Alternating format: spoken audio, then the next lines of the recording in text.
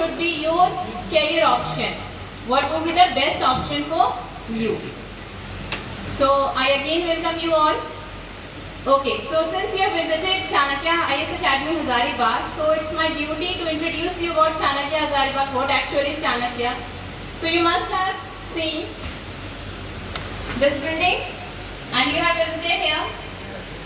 Yeah, the location is Hotel Samrat and the third floor Chanakya IAS Academy Hazaribagh.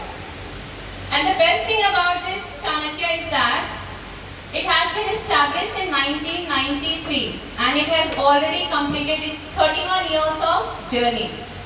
And in this 31 years, it has been successful in giving more than 5200 results, especially in UPSC, and more than 20,000 results in state PCS. I'm talking about only the JPSC, 20,000, more than 20,000 results in JPSC. And rest also many results in BPSC and other state PCS examinations. Because in India almost there are 28 states and every state is conducting its own PCS examination. So many students have succeeded from here. Now how is the journey of being a civil servant and all, I would discuss about that.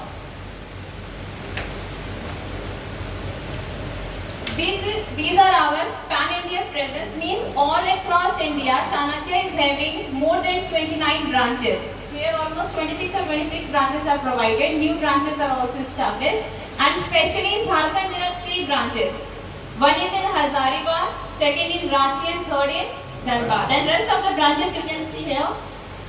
Patna, Gaya, Imphal, Guwahati, South Delhi, North Delhi, Noida, Meerut, Srinagar, Jammu, Amritsar, Chandigarh, Jaipur, Ahmedabad, Indore, Nagpur, Pune, and also in Assam it has opened recently.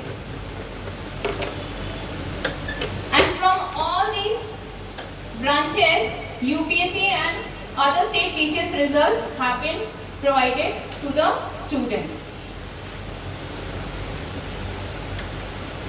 So, can you identify this pic?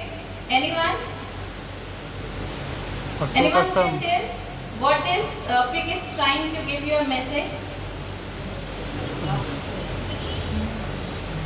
Are you all comfortable in Hindi or should I in English or should I speak in Hindi also?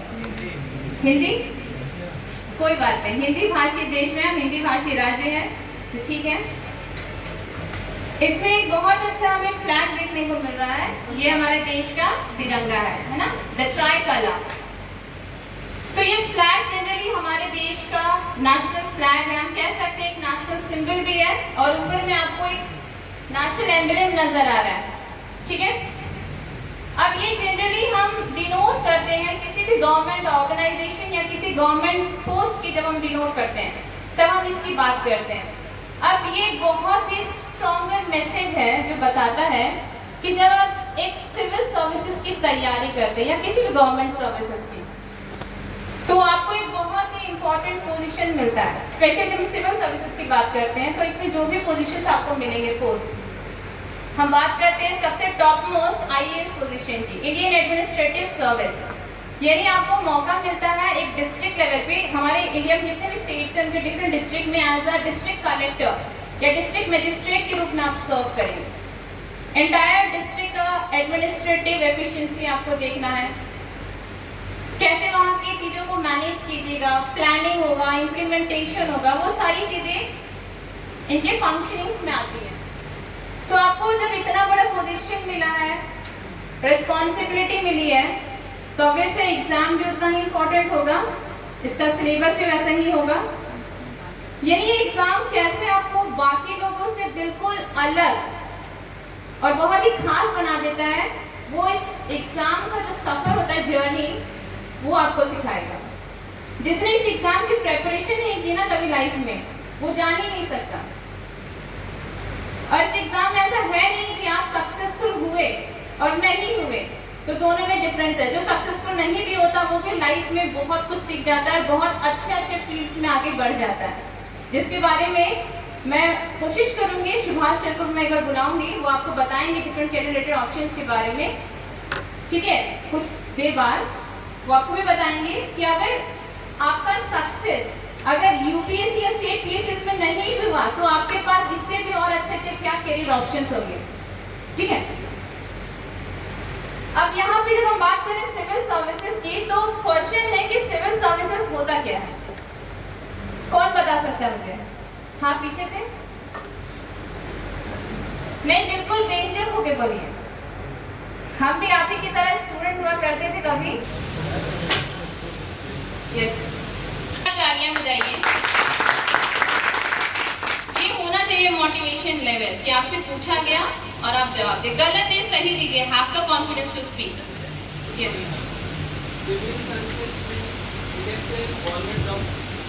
Government job तो banking में भी है, SSC में भी है, railway में भी है। ये कैसे अलग है?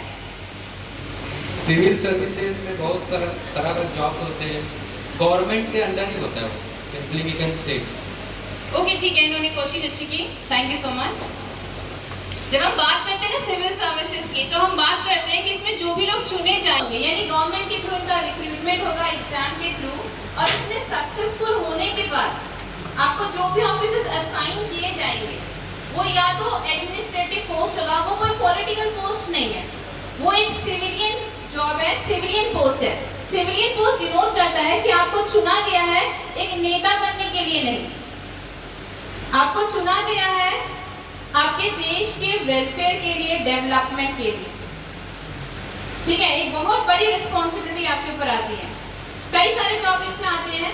हम आईएएस की बात करते हैं, हम पुलिस सिस्टम में सबसे इंपॉर्टेंट पोस्ट, सबसे ऊंचे पोस्ट की बात करते हैं, हम आईपीएस की बात करते हैं, इंडियन पुलिस सर्विस, जिसमें आपको एसपी के रूप में चुना जाता है, सुपरिटेंडेंट ऑफ पुलिस, और उसके बाद उसके नीचे लोअर पोस्ट होते हैं, डीएसपी एंड ऑल।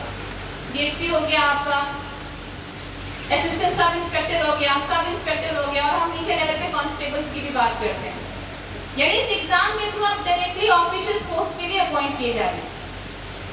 फिर हम आईएफएस के बारे में भी जानते हैं, इंडियन फॉरेन सर्विस। दो तरह के आईएफएस है, एक इंडियन फॉरेस्ट सर्विस अलग है, एक इंडियन फॉरेन सर्विस। आपने स्नेहा दुबे का नाम सुना होगा? यस, यूएन में जो रिप्रेजेंट करती है एज एन एम्बेसडर, जिसे हम दूत कहते हैं। तो स्नेहा दुबे यहाँ 2012 बैच की स्टूडेंट रही हैं, और अभी वो आईएफएस ऑफिसर है। तो यूएन में भी वो रिप्रेजेंट करती है, और अभी रिसेंटली लास्ट ईयर जब पाकिस्तान के साथ हमारी बात हुई थी, नेगोशिएशन चल रहे थे, उस समय उन्होंने बहुत ही अच्छा जवाब दिया था। यानी हम डिजर्व करते हैं कि हमारे झारखंड से भी, हम भारत की क्यों बात करें, हम झारखंड में रहने वाले, तो झारखंड से भी हम ऐसे कैंडिडेट्स थे जो आईएफएस जैसे पोस्ट में भी, यानी फॉरेन कंट्रीज में भी सर्व करें। हमारे पास आईआरएस जैसा एक पोस्ट है, इंडियन रेवेन्यू सर्विस, यानी इनकम टैक्स डिपार्टमेंट में सबसे ऊपर पोस्ट की हम बात करते हैं आईआरएस की। इंडियन ट्रेड सर्विस, तो ऐसे मल्टीपल 23-24 पोस्ट होते हैं हमारे सिर्फ यूपीएससी में, जो कि एक सेंट्रल लेवल का जॉब है। इसी तरीके से हम जब स्टेट पीसीएस झारखंड की बात करें, तो वहां पे भी आपको बीडीओ नजर आएगा, ब्लॉक डेवलपमेंट ऑफिसर हो गया, डीईओ हो गया, सीओ सर्कल ऑफिसर हो गया, डीईओ डिस्ट्रिक्ट एजुकेशन ऑफिसर, ऐसे मल्टीपल पोस्ट आपको नजर आएंगे। तो आपको तैयारी इन्हीं की करनी है।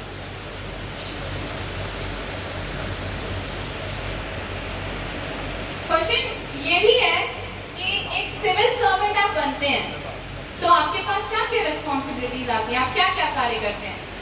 कोई जानता है? हजारियों में बैठी हुई अभी डिस्ट्रिक्ट अभी कौन है हमारी यहाँ डीसी? नैन्सी साहब, चाणक्य रांची ब्रांच की स्टूडेंट है, 2 महीने पहले आई थी। अगर दोबारा मौका मिलेगा, अगली बार सेमिनार कराएंगे, तो हम कोशिश करेंगे कि उनसे भी आपकी मुलाकात करवाएं। हमारे यहाँ पे विजिट करते रहते हैं जिन बच्चों का रिजल्ट हुआ, वैसे मोटिवेशन स्पीकर्स के रूप में स्टूडेंट्स के साथ इंटरैक्ट करते हैं, अपने स्ट्रैटेजीज शेयर करते हैं कि कैसे उनकी प्रिपरेशन हुई, उनका जर्नी कैसा था। स्टूडेंट्स मोटिवेट होते हैं, जो बहुत ज़्यादा ज़रूरी होता है। तो जाने यही चाह रही हूँ कि क्या क्या रिस्पॉन्सिबिलिटीज होते हैं एज अ सिविल सर्वेंट, तो बताना चाहेंगे? ओके, आप ही और कोई इधर आगे से आप बताना चाहेंगे? फर्स्ट में आप बताइएगा। चलिए कोई बात नहीं, मैं शेयर करती हूँ। यूपीएससी को जनरली कहा गया है it is the mother of all exam, her exam की जननी है। यानी इसे जितना टफेस्ट एग्जाम बनाया गया है और दिखाया गया है, ये उतना ही इजी है, और ये इजी उन बच्चों के लिए है जो कंप्लीट डेडिकेशन का अपने डिटर्मिनेशन के साथ इसके सिलेबस को समझ लेते हैं और उसकी तैयारी में लग जाते हैं। ये उतना ही इजी होता है। जब मैं इसके बारे में नहीं जानती थी, मेरे को भी बहुत टफ लगता था, लेकिन धीरे धीरे आज सबसे इजी लगता है। मुझे ये बाकी जनरल टॉपिक से ज्यादा इजी लगता है। तो जो इसकी तैयारी में नहीं आया, बस एग्जाम को नहीं समझ पाएगा। ठीक है, तो जो बच्चे एज अ सिविल सर्वेंट चुने गए, इसका मतलब आप एक ब्यूरोक्रेट के रूप में चुने गए हैं। एंड आपकी रिस्पॉन्सिबिलिटीज होती है कि गवर्नमेंट जो भी पॉलिसीज बनाती है उन्हें इंप्लीमेंट करना, एग्जीक्यूट करना है डिस्ट्रिक्ट लेवल पे, ब्लॉक लेवल पे, यानी इंप्लीमेंटेशन का काम होता है। ये पॉलिटिकल एग्जीक्यूटिव के, परमानेंट एग्जीक्यूटिव के पार्ट होते हैं। और एग्जीक्यूटिव ऑर्गन का काम ही होता है, सरकार की जो एग्जीक्यूटिव ऑर्गन का काम ही होता है पॉलिसीज या प्रोग्राम्स को इंप्लीमेंट करना। और इंप्लीमेंट क्यों करते हैं? तो लोगों की भलाई के लिए, उनके वेलफेयर के लिए। आज हम देखते हैं ना, लोगों को घरों में राशन मिल रहा है पीडीएस सिस्टम के थ्रू, तो वो कौन इंप्लीमेंट कर रहे हैं? यही सारे परमानेंट एग्जीक्यूटिव ऑर्गन्स। ठीक है, और जब आपकी जो जर्नी रहेगी सिविल सर्विसेज, एक बार आपका सिलेक्शन होगा तो आपको ट्रेनिंग के लिए इसी जगह भेजा जाएगा, लवासना में। बहुत ही खूबसूरत जगह है। अब इसका लाइफ कैसा होता है ये आप देख सकते हैं। यहाँ पे आपको कुछ ऑफिसर्स मिलेंगे, ठीक है, ऑलरेडी जो आईएएस आईपीएस ऑफिसर्स रहते हैं वो आपको ट्रेनिंग देते हैं। आपको हमारे देश के प्रधानमंत्री, different governors, president of India, उनके साथ मिलने का मौका मिलता है। आप उनके साथ 1 साल 1.5 साल का समय बिताते हैं ट्रेनिंग का। और ट्रेनिंग के बाद इसकी ट्रेनिंग अलग अलग तरीके से होती है। जैसे लवासना में होती है आईएएस की ट्रेनिंग, और अगर आप स्टेट पीसीएस पे ट्रैक कीजिएगा तो आपको भी ट्रेनिंग के लिए भेजा जाएगा कुछ समय के लिए। जो आईपीएस होते हैं उन्हें हैदराबाद भेजा जाता है, ठीक है, और आईएफएस की ट्रेनिंग तो 1.5 साल थोड़ा ज्यादा ही होता है। तो अलग अलग ट्रेनिंग पीरियड होता है जिसमें आपको कई सारे ऑफिसर्स के साथ रहने का समय मिलेगा, सीखने का समय मिलेगा। अब आप आए हैं तो यहाँ के बारे में बता दूं कि चाणक्य में हम बच्चों को सिविल सर्वेंट कैसे बनाते हैं या इनकी तैयारी कैसे करवाते हैं। तो जब हम फैसिलिटीज की बात करते हैं तो सबसे पहले हम बात करते हैं कि यहाँ जो भी हमारे टीचर्स आते हैं, फैकल्टीज, वो हर सब्जेक्ट के अपने एक्सपर्ट्स होते हैं। यानी इनका चुनाव टोटल 150 टीचर्स का टीम है जो हमारे हेड ऑफिस दिल्ली से चुने जाते हैं, और ये हर सब्जेक्ट में अपने एक्सपर्ट। अब मैं बोलूँ कि एक मैथ्स का टीचर एक अच्छा हिस्ट्री पढ़ा दे, क्या वो पढ़ा पाएगा? क्या वो इंटरनेशनल रिलेशंस पढ़ा पाएगा? तो हर व्यक्ति अपने अपने सब्जेक्ट में एक्सपर्ट होता है। तो ये वो कैंडिडेट्स होते हैं, या तो रिटायर्ड आईएएस आईपीएस ऑफिसर्स ही होते हैं, या तो वो एस्पिरेंट्स होते हैं जो इंटरव्यू लेवल तक गए हैं और कई साल का टीचिंग एक्सपीरियंस रहा है। ये all over India different state से बिलोंग करते हैं, लेकिन इनका सिलेक्शन होता है हमारे हेड ऑफिस दिल्ली से। तो ये है हमारे गौरव सर जो अभी रिसेंटली ज्योग्राफी पढ़ाने आए थे, तो उन्हीं का एक पिक था मेरे पास, तो मैं वही आपको दिखा रही हूँ। ये है हमारे इंटरनेशनल रिलेशंस के टीचर अमित माथुर सर, इन्होंने अभी ऑप्शन भी लिया था। तो हर सब्जेक्ट के यहाँ आपके पास जितने भी सब्जेक्ट्स हैं, हर सब्जेक्ट के अपने एक्सपर्ट्स आएंगे। आपको इसमें पढ़ना क्या है? आपके पास वही क्लास 6 to 12 के जो हम लोग एनसीईआरटीज पढ़ते आए हैं, स्पेशली ह्यूमैनिटीज की बात करूँ। अभी तक हम लोग साइंस को बहुत इंपॉर्टेंस देते थे, स्कूल्स में यही दिखाया गया इंजीनियरिंग, मेडिकल, लेकिन उससे भी बहुत खास एग्जाम। तो इसमें पढ़ना क्या? वही 6 to 12 की आपको ह्यूमैनिटीज की सब्जेक्ट पढ़नी है और एक्स्ट्रा एक रेफरेंस बुक पढ़ते हैं। यानी इस एग्जाम में 40 से 50% का जो इंपॉर्टेंस है वो आपके एनसीईआरटी को दिया है। जिन्होंने एनसीईआरटी पढ़ लिया उसका आधा यूपीएससी का सफर कंप्लीट हो गया, बाकी मिनट्स के बाद एक्स्ट्रा रेफरेंस में लेना पड़ता है बुक्स। तो आपको यहाँ पे सब्जेक्ट एक्सपर्ट्स मिल जाएंगे। अब आप चाणक्य आए हैं तो हमारा काम क्या है? क्योंकि आप अभी बच्चे हैं तो आपको सींचने का काम हमारा है। We have to nurture you। तो नर्चरिंग कैसे होगा? एक पौधा भी तब एक अच्छे पेड़ के रूप में तैयार होता है जब उसे समय में पानी मिले, धूप मिले, खाद मिले। उसी तरीके से बच्चों की भी नर्चरिंग तरीके से की जाती है, अदरवाइज आप अनसक्सेसफुल रह जाइएगा। तो तरीका यही होता है कि जब आप आइएगा तो स्टूडेंट का इंडिविजुअल बेसिस का हम लोग एक रोड मैप तैयार करते हैं।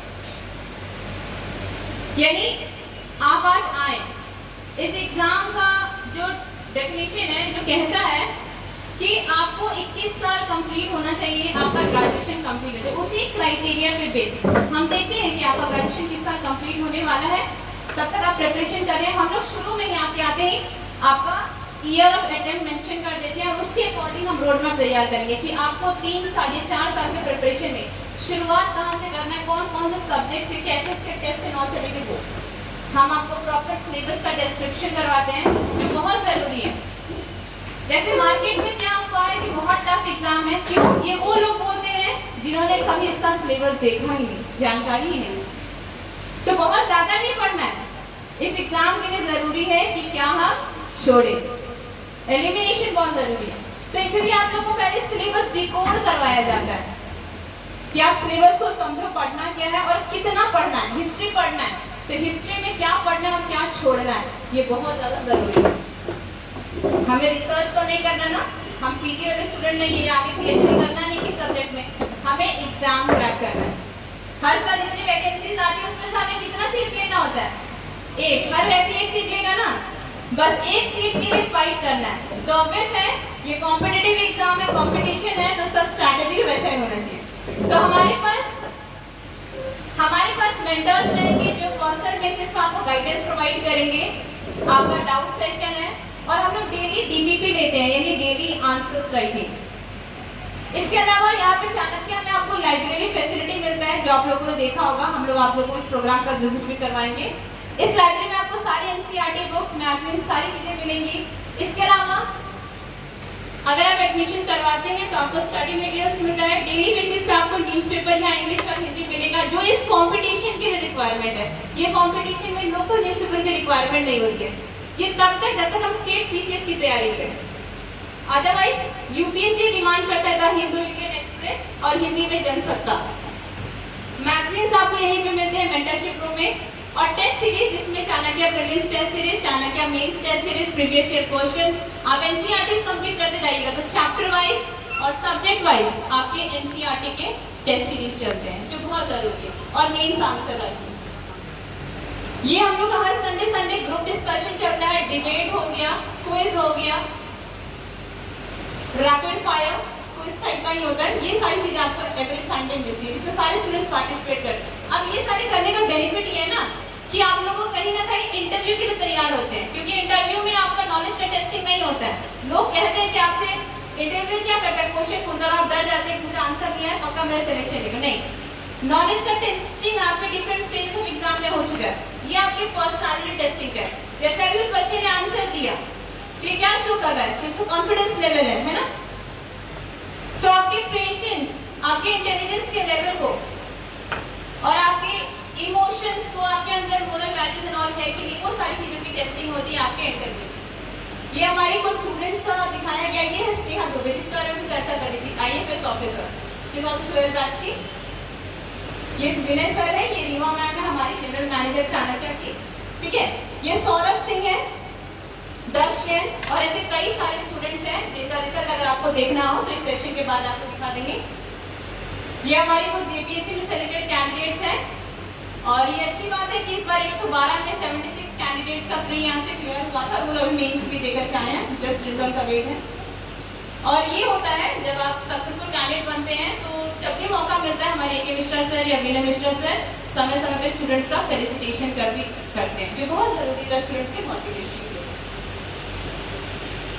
ये हम फैकल्टी डिक्लेरेशन भी करते हैं। तो ये सारी कुछ चीज़ें जो आपको चाणक्य, यानी आप जब से आए और जब तक आपकी तैयारी चल रही है, हर स्टेज पे हम आपको प्रॉपर तरीके से गाइड करते रहते हैं, ठीक है। और फर्दर और भी जानकारी इसके बारे में, इस एग्जाम का सिलेबस क्या है, ये सर आप लोग से डिस्कस करें, ठीक है।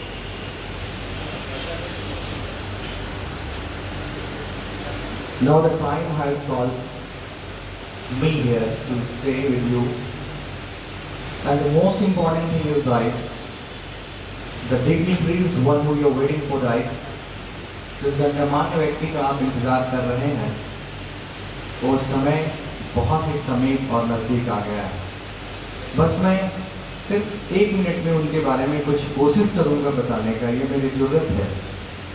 लेकिन फिर भी क्योंकि 1 मिनट में उन शख्स के बारे में बताया नहीं जा सकता, जो अपने जीवन का 40 साल लगातार सिविल सर्विसेज में बच्चों को सिविल सेवक के रूप में बनाते हुए देखे और जाने गए हैं। वो कोई और नहीं, आप लोग मुझसे पहचान पाइएगा मैं किन का नाम लेने जा रहा हूँ? बताइए। No, the second and the most renowned personality is Vice President of Chanakya's Academy is none other than Vinay Mishra sir.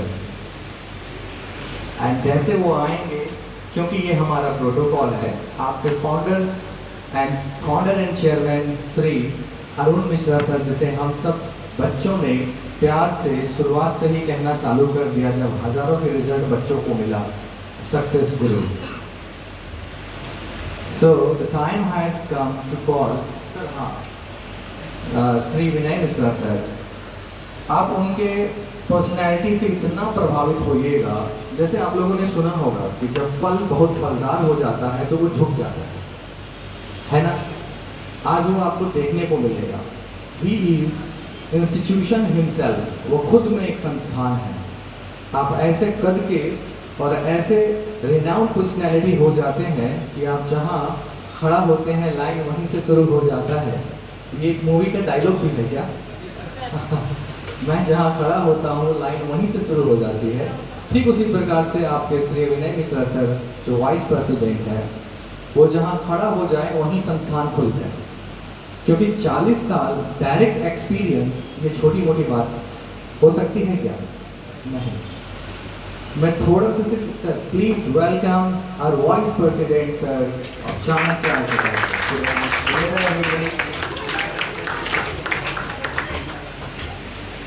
सभी को नमस्कार।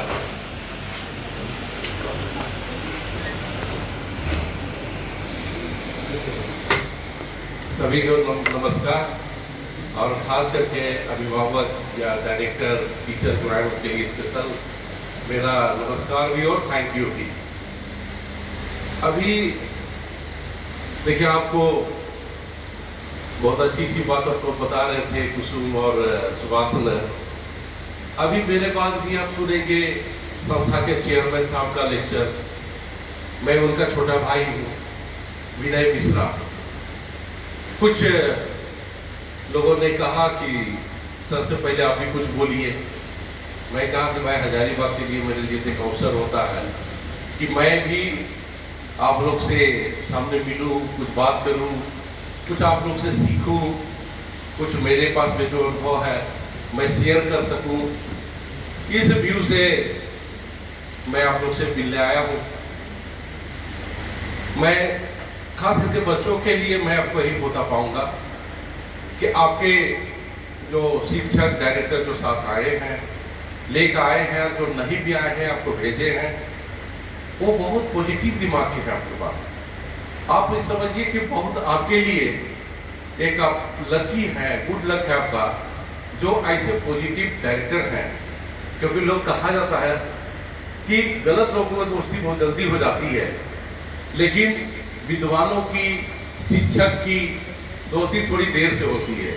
क्योंकि लोग कहते हैं कि भाई मुझे ज़्यादा आता है, मुझे आता है, लेकिन वैसे व्यक्ति जब एक दूसरे को कद्र करे तो समझिए कि रियल वो शिक्षक हैं और वो रियल डायरेक्टर हैं। तो चलिए, जो आए हैं उनके लिए भी और जो नहीं भी आए हैं उनके लिए मैं वेलकम भी जरूर करता हूं। और आप लोग उनको यहीं से तालियों के गड़गड़ाहट वेलकम करिए।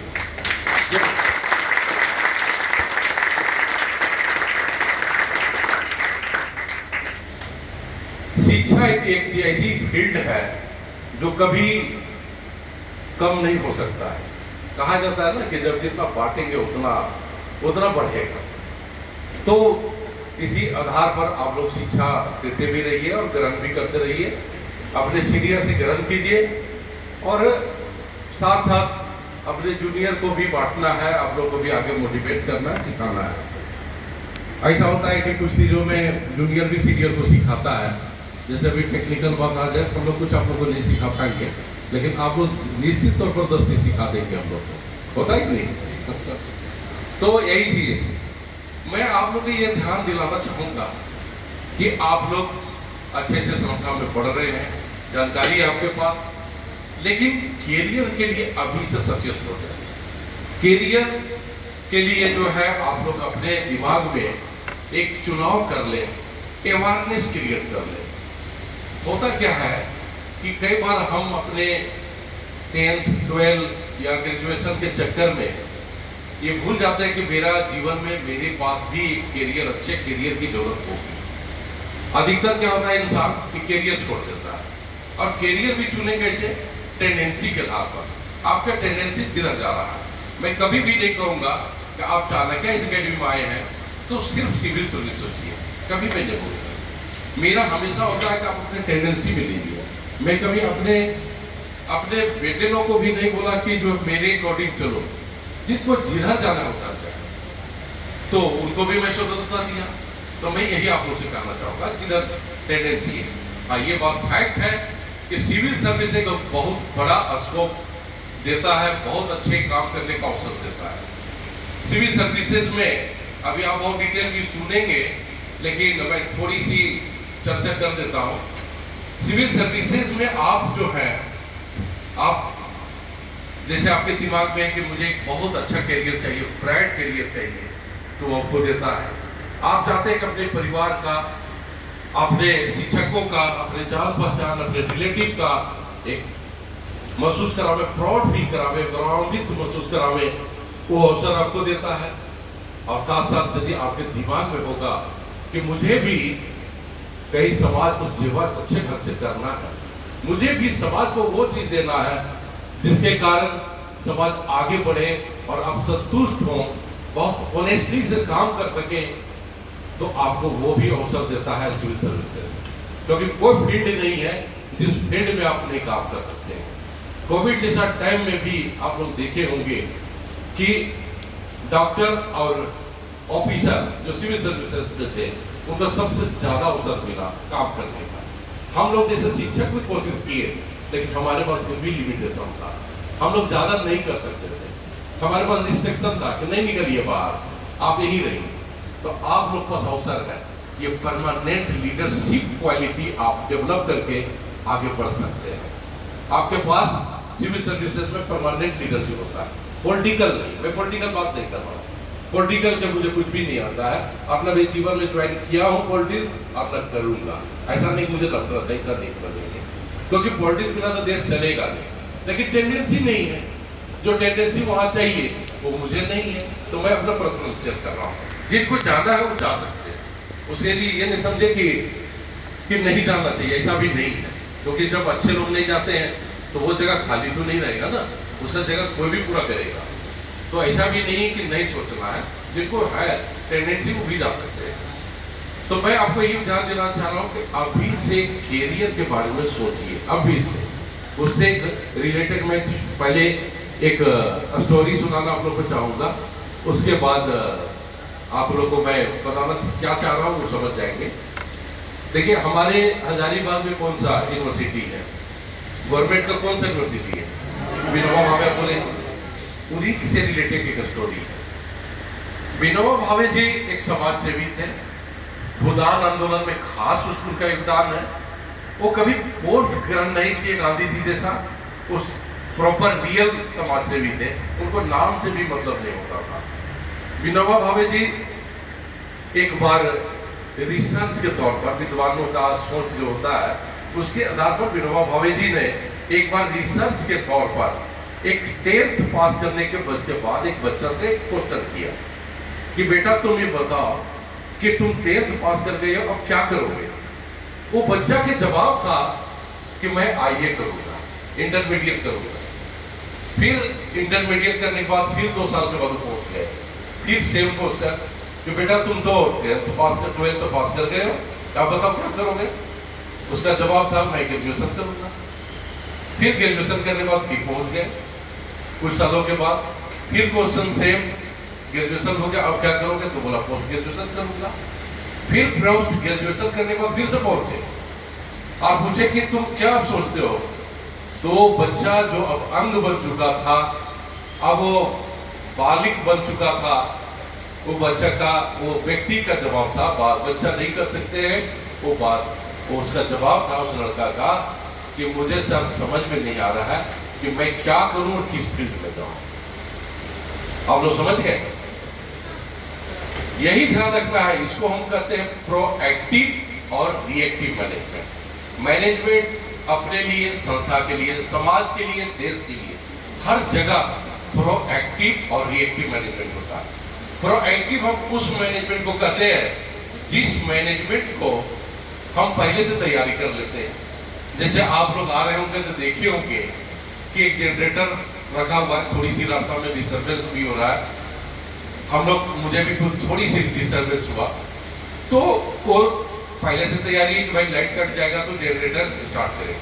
हमारे पास ऑलरेडी जनरेटर भी है बड़ा, लेकिन सब जगह का लोड लेने में शायद कोई कंफ्यूजन हो, इसलिए इसको बाहर से मंगाया गया, इसलिए बेसमेंट वो पहुंच नहीं पाया। इसको कहते हैं प्रोएक्टिव मैनेजमेंट। और रिएक्टिव मैनेजमेंट किसको कहते हैं? जब लाइट कट जाए, इन्वर्टर भी डिस्चार्ज हो जाए, कितना लोड होगा, कितना देर चलेगा, तो चलो जनरेटर जल्दी लाओ, जल्दी खोल दो। फिर हम लोग जनरेटर खोजे चल रहे हैं, फिर पूरा दिन निकल जाएगा या आधा टाइम निकल जाएगा, तो उसके बाद जो है जनरेटर जो है मिलेगा, तो क्या हम लोग कुछ काम कर पाएंगे? कोई सेमिनार नहीं, कोई बातचीत नहीं, कोई हम आप लोग मिले, कुछ नहीं हो पाएगा। इसी व्यू से देखना है, रिएक्टिव इसको कहते हैं और प्रोएक्टिव। मैं आपको एक विनोबा भावे जी के बारे में है, थोड़ी सी मैं एक और एग्जांपल दे रहा हूं आपके सामने। नेपोलियन बोनापार्ट के नाम निश्चित आप लोग सुने होंगे, फ्रांस के बहुत फेमस राजा रहे। नेपोलियन बोनापार्ट एक बार बिल्कुल काफी सीरियस बीमार हो गए, बेड में थे, तो उनके सेना के कुछ ऑफिसर पहुंचे, सीनियर लोग, और बोले कि हुजूर, अभी हम लोग का हमेशा युद्ध उत्तर से पश्चिम से और उत्तर से पूर्व से पश्चिम से युद्ध कर चुके हैं और हम लोग को अनुभव भी है। आप बेड में पड़े हुए हैं, हमारे पास वो नॉलेज नहीं है, वो अनुभव नहीं, उसे एक्सपीरियंस नहीं है, जो हम लोग कभी युद्ध ही नहीं किए हैं दक्षिण साइड से, साउथ से, और अभी आक्रमण हो गया है साउथ साइड से, दक्षिण साइड से, तो हम लोग को समझ में ही नहीं आ रहा है कब किया क्या जाए। नेपोलियन बोनापार्ट जो बेड में थे, सोए सोए ऑफिसर को इशारा किए कि उसको अलमारी खोलो, अलमारी नंबर 3 खोलो, एग्जाम्पल। अलमारी नंबर 3 खुला तो बोले कि फाइल इतना नंबर इस कलर का, उसको लेके आओ। वो व्यक्ति जो सेना थे, ऑफिसर थे, उसको बोले कि इसमें सारा कुछ लिखा हुआ है कि दक्षिण साइड से जब आक्रमण होगा तो इसकी सुरक्षा कैसे करेंगे और दुश्मन को कैसे भगा सकते हैं। और फिर वही हुआ कि दक्षिण साइड से जो आक्रमण हुआ था, उसको दुश्मन को वहां के फ्रांस की सेना ने हटा दिया। इसी को क्या कहते हैं? प्रोएक्टिव। ऐसा नहीं कि नेपोलियन बोनापार्ट बेड में है तो फ्रांस पूरा खत्म हो जाता, ऐसा नहीं हुआ। यही पहचान होती है आगे बढ़ने की, और आगे बढ़े तो इसको कायम रखने की।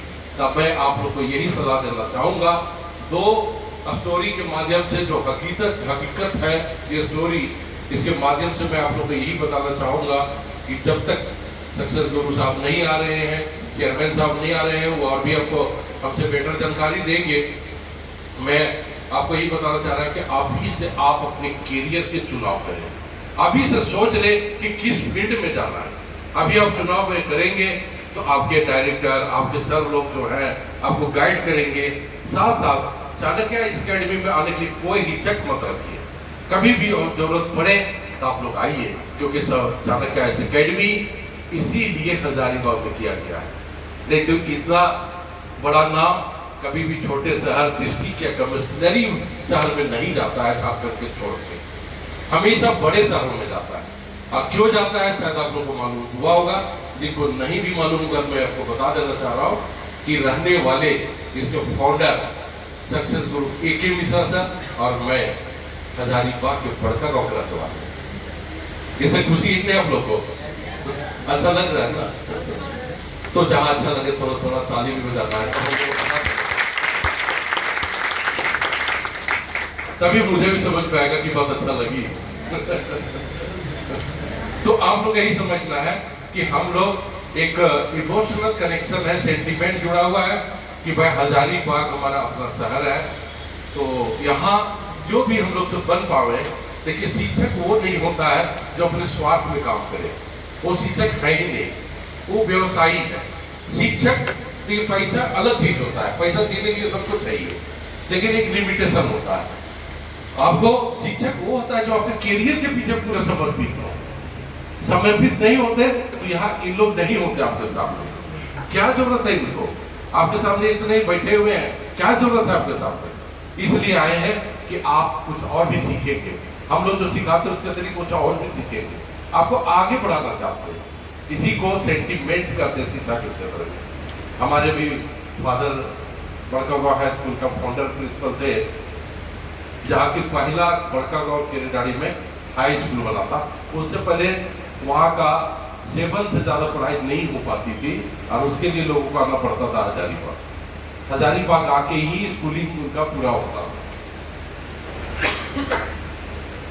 तो यही आप लोग को सोच के मैं आपको बताना चाहता हूँ कि आप लोग प्रोएक्टिव मैनेजमेंट अभी से शुरू करें और आपके माइंड में होना चाहिए कि आप लोग जो है जो भी चुनाव करना है, आईएएस का, आईपीएस का, या आपको टीचर बनने का, बिजनेसमैन बनने का, इंजीनियर बनने का, तो उसके अतिरिक्त आपको किसी को सिंगर इच्छा हो या धोनी जैसा प्लेयर बनने का, जिनको जिधर जाना है अभी से ले लें, क्योंकि आप उस मुकाम पर हैं। सपोज आनंदा चौक यहाँ से थोड़ी दूर में है, आनंदा चौक से 4 रास्ता निकलता है और थोड़े से आगे बढ़ के राइट लेंगे तो 5 हो जाता है, जो कालीबाड़ी रोड कहते हैं तो सब लोग तो हजारीबाग के हैं या जो नहीं भी होंगे यहाँ रह रहे हैं उनको पता होगा। तो आप ऐसे समझिए कि अपनी जिंदगी के आनंदा चौक में आप हैं और आप जिस रास्ता को पकड़ेंगे वही रास्ता आपको आगे बढ़ाएगा। आप ये रास्ता पकड़ना चाहते हैं, कचहरी कोर्ट जाना चाहते हैं, टाउन हॉल के रास्ता पकड़ते हुए नवाबगंज होते हैं बढ़ना चाह रहे हैं, या फिर गुरु नानक रोड जाना चाहते हैं या कालीबाड़ी रोड जाना चाहते हैं। 5 रास्ता है जिसका 5 नाम है और आप 5 में से कहीं भी जा सकते हैं। तो डिबेट करते हैं कि आपको जाना कहाँ है। सपोज दैट आपको आनंद चौक से आना था चाणक्य अकेडमी, लेकिन आपको क्योंकि कंफ्यूजन है, आप डिसाइड नहीं किए, कुछ सोचे नहीं है, तो आपने गलती करके क्या किया, आप नवाबगंज के रास्ता पकड़ के पहुंच गए आगे लास्ट में आपको मेन रोड मिलेगा जो टी पॉइंट होगा, फिर आप ले लिए राइट, इंद्रपुरी चौक पहुंच गए, फिर वहां से फिर कंफ्यूजन क्योंकि वहां भी टी पॉइंट है, आप वहां डिस्ट्रिक्ट कोर्ट जाएंगे या फिर पिलावल रोड पकड़ेंगे। आप देखिए आना तो था कहीं और आप डिसाइड ही नहीं कर पाए, सोच ही नहीं पाए तुमको जाना कहाँ है, इसका नतीजा ही हुआ। तो मैं आपको यही बताना चाह रहा हूँ, बार बार मैं इसी चीज को बोल रहा हूँ कि अभी से आप डिसाइड करिए। इसके लिए आपको टेंडेंसी भी आपको पहचानना है, हम लोग जैसे लोगों से आपको सलाह भी लेना है।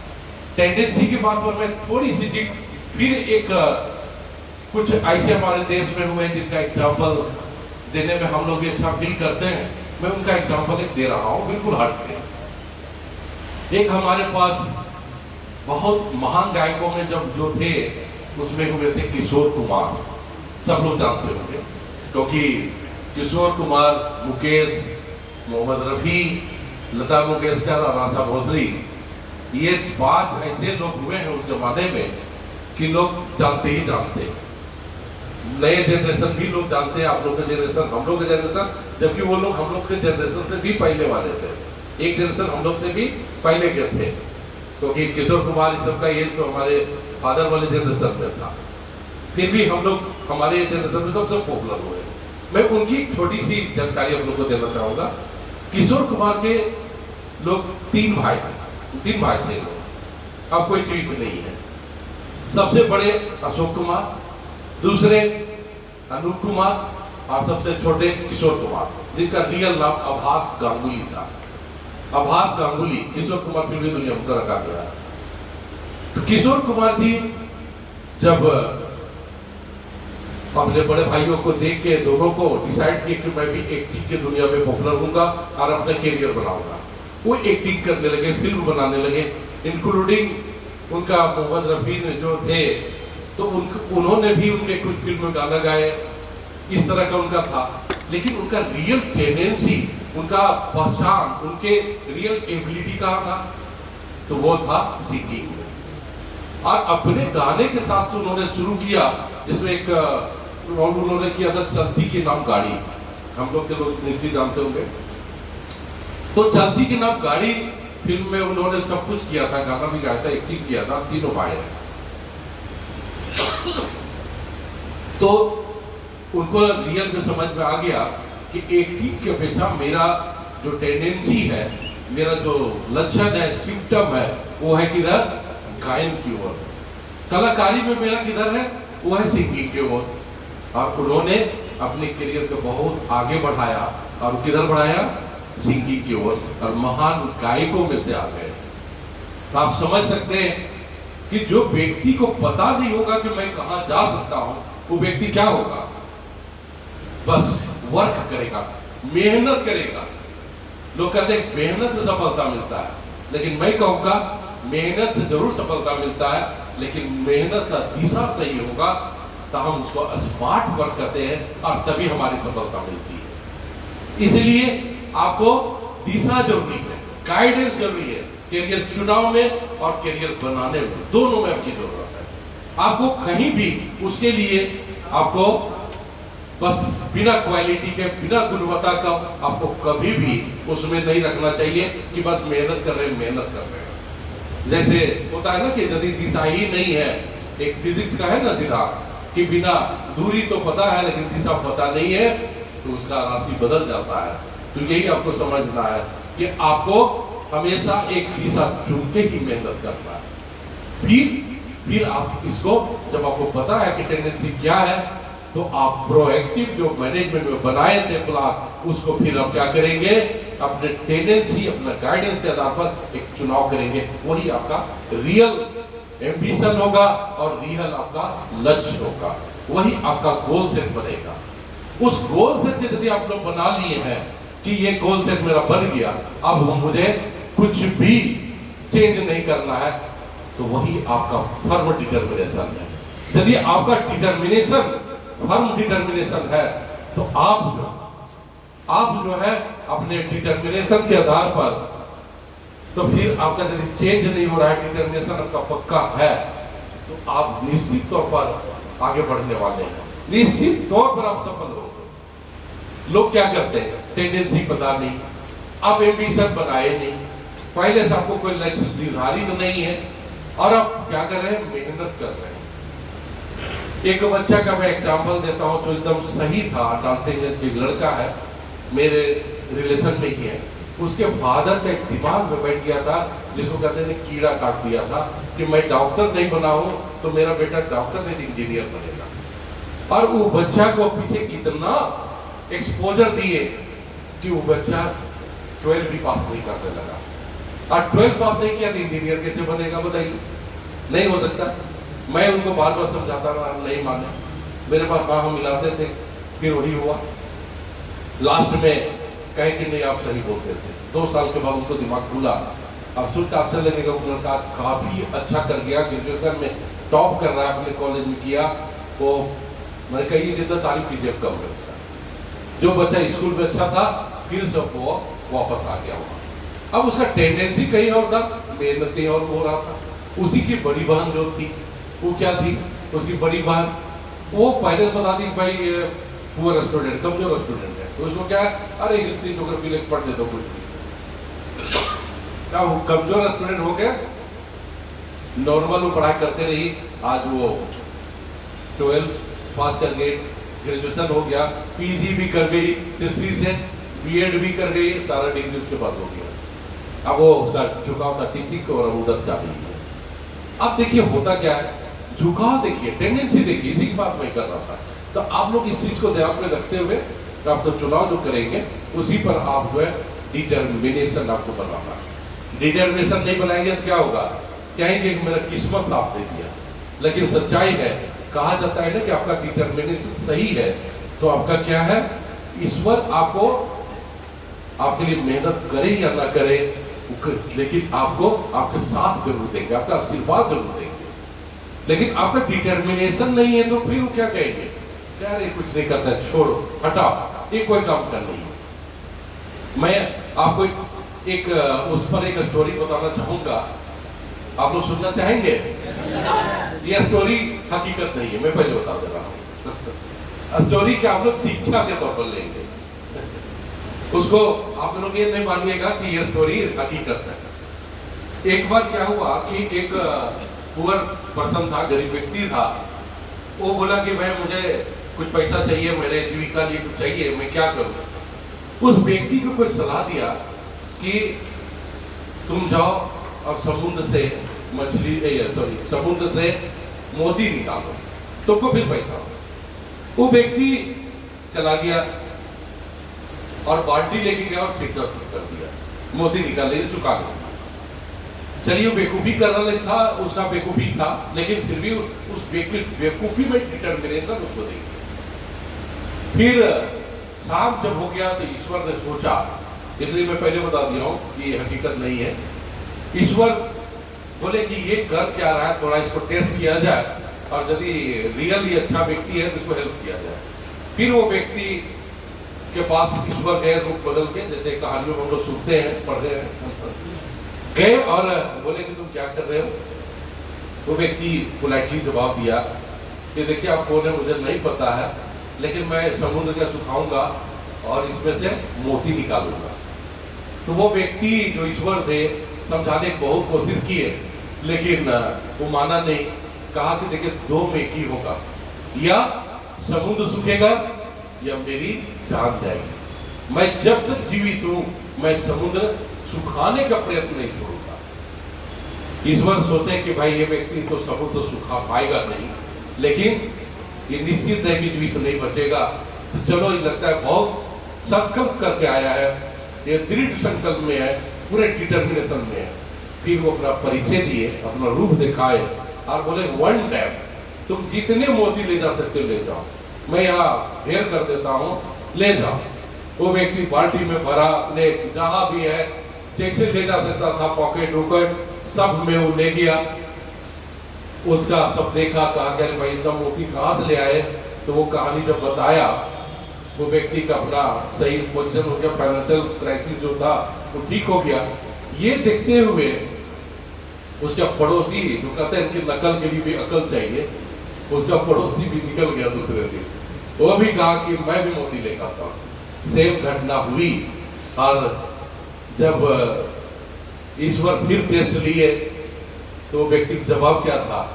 शाम के टाइम में उसका जवाब क्या था कि देखिए अब कौन है मुझे नहीं पता, लेकिन अब अंधेरा होने वाला है, सूखेगा तो सूखेगा, नहीं सूखेगा तो बाल्टी भी मेरा काम करने लग गया, इस बाल्टी में यही फेंकूंगा, चला घर, दिन भर थक गया हूँ, रात में आराम करूंगा, छोड़िए ईश्वर। ईश्वर बोले कि तुमको फिर मोती नहीं मिलेगा, तो कोई उत्तर नहीं सुनेगा तो मैं क्या करूंगा, मैं फेंक के चला। फिर ईश्वर बोले कि तुम वही काम करो, मैं ईश्वर था, तुमको टेस्ट लेने आया था इंसान के रूप में, तुम फेल हो गए, मैं चला। और उसको जो नकल करने गया था उसको क्या हुआ? कोई अकल काम नहीं आया। मतलब क्या हुआ? उस व्यक्ति में डिटर्मिनेशन था ही नहीं। उस व्यक्ति में क्या था? बस सुन के नकल करने चला गया।